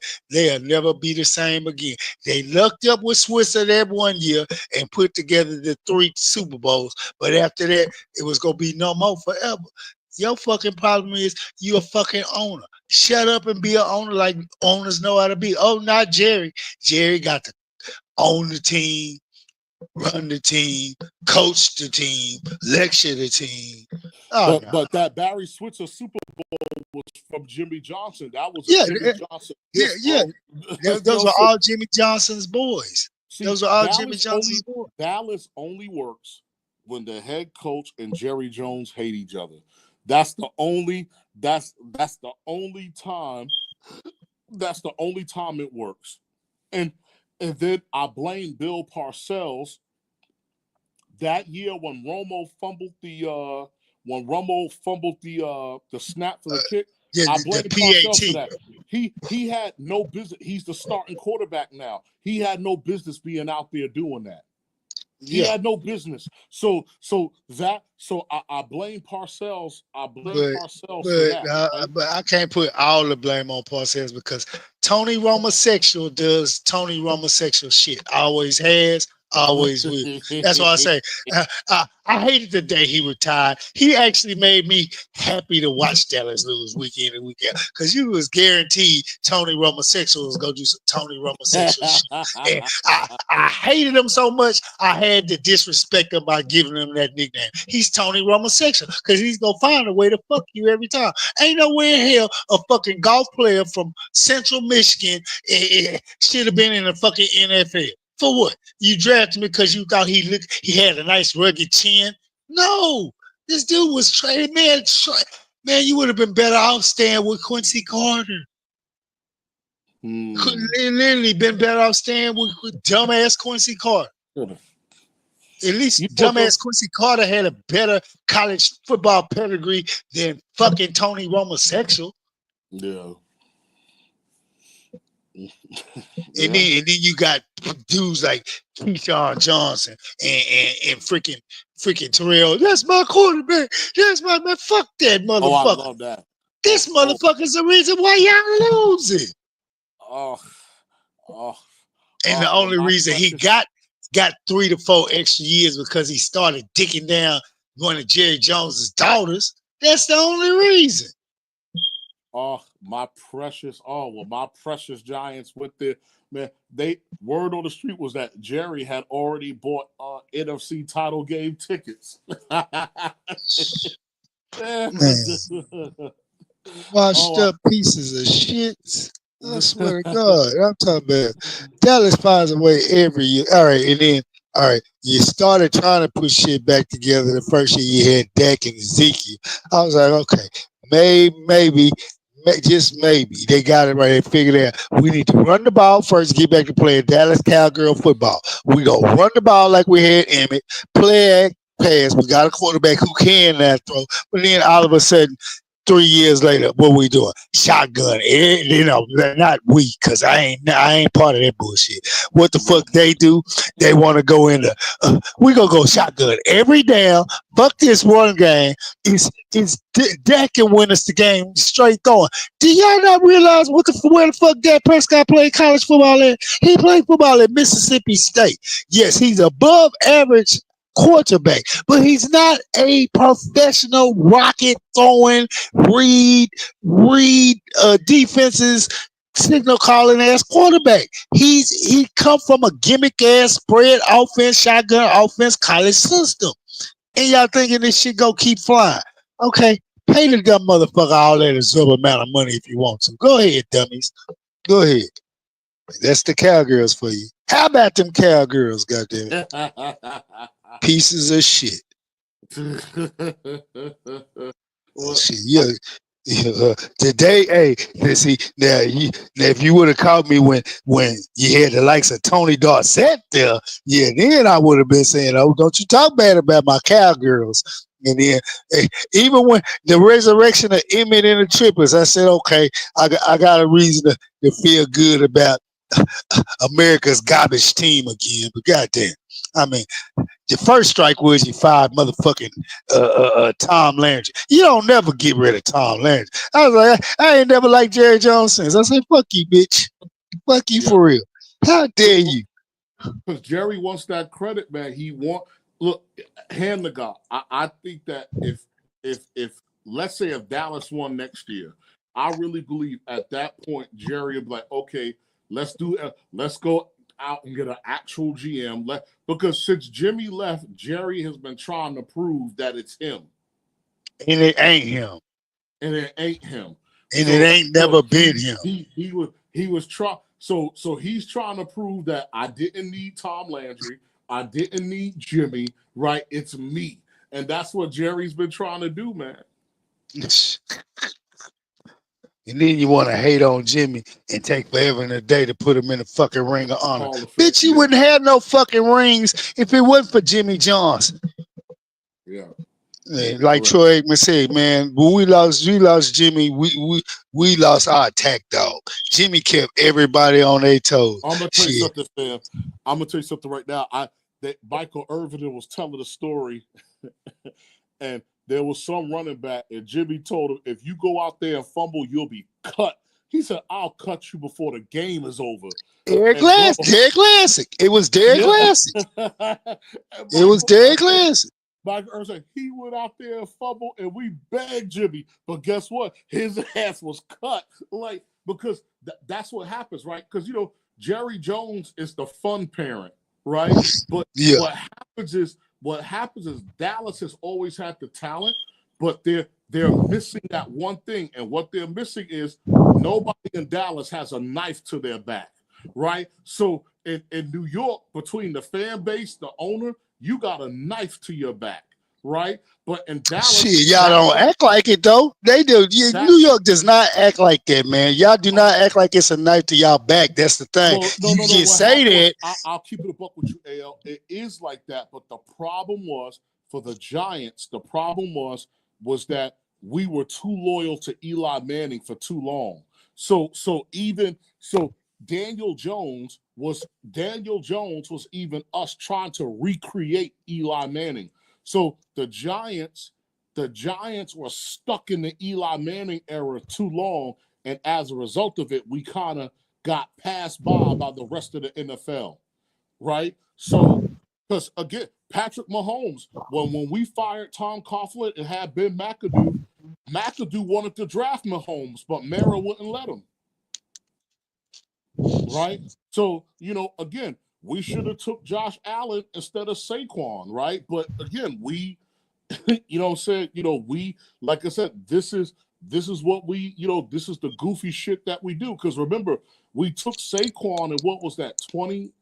2016, whatever it was. Well, if we could just get a running game behind Eli was already done. But we kept drafting, trying to get Eli a third run at the Super Bowl. So, it took too long for us to come out of the Eli Manning era, which is why if you go ahead and do the right thing like Sad Dog is telling you, and draft number 2, you now put the football team in the modern era. Yeah. You now put it in the modern era. But yeah, man, Deion seen how y'all fucked off Saquon with that shit. He ain't trying to send his son to that death camp. I'm gonna tell you something, man. We offered Saquon ain't want to be there no more. Fuck him. We offered him 14. Y'all still salty. Y'all still salty. We offered him $14 million. He didn't want to take. So he left. I'll send would you hold on? Would you not think about how they disrespected Saquon? You put all that money and faith into trash ass Daniels. At least you could have done was say, you know what, Daniels. I won't lie to you, AL. If I was the GM, to your point, I would have told Daniel Jones, do it again, and I would have franchised him, and I would have paid Saquon. You should have paid Saquon and just put the franchise tag on fucking Jones. Because guess what? Y'all act like Jones was finna go somewhere. Wouldn't 31 other motherfucking football teams looking for Daniel Jones, and Daniel Jones knew it. Yeah. He was holding y'all hostage. That was the quickest mid-season contract raise in the history of the NFL when that shit came out. I was like, we ain't even in the week 15 or 16. This shit was done like week 9, 10, or 11 or something. That was again, you're talking about, that was after the playoff game, but you're talking about, again, that's John Mara. That's not like I said, that was John Mara. Because when Joe Schoen walked in the front doors of the New York Giants, you know what he did not do? He did not renew Daniel Jones' 50-year option. He didn't do it. So as far as him and Dable was concerned, when they first walked in, Daniel Jones is out the door. And what does Daniel Jones do? Not only do we make the playoffs, but we win the playoff game. So everybody thought that, okay, well, shit, the kid he's turned, like you said, he's turned the corner. And then I don't know what happened. I don't know if that Daniel Jones died in Lincoln Financial Field for the I don't know what happened, but he was complete filth after that playoff loss win with the Vikings and lost to the Eagles. I don't know what happened to him. I don't know what happened to him. Yeah, and then hold on. Y'all problem ain't so much freaking Daniel Jones. It's that fucking bald-headed ass coach you got, D-Ball, whatever the fuck his name is. That motherfucker is trash. I don't care what. And then I'm like, you literally thought you was gonna pass off DeVito the year before Daniel was trying to come into his own, and it was games that he really didn't know he was trying to play DeVito, but I knew what he was trying to do. I'm gonna keep DeVito as an ace in a hole. But DeVito shouldn't be a professional fucking quarterback, bro. It's because of his last name, period. And where y'all at up there? Yeah, he is a name. He reminds me of fucking Rudiger, for real. This dude, I mean, go back to what I said. Jason Garrett, a quarterback that shouldn't have been a fucking quarterback. Yeah, come on, dude. Hey, yeah, I gotta run, y'all. Gotta run. Duty calls, but I'm gonna call back through Charles. I'm calling back through Charles. All right, that's what's up. All right. Yeah, and I don't know what the fuck Baltimore gonna do. Real shit. I really don't.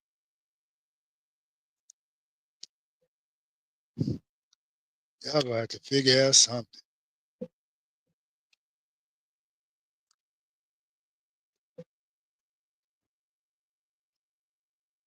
Everybody too quiet for me, so I'm out.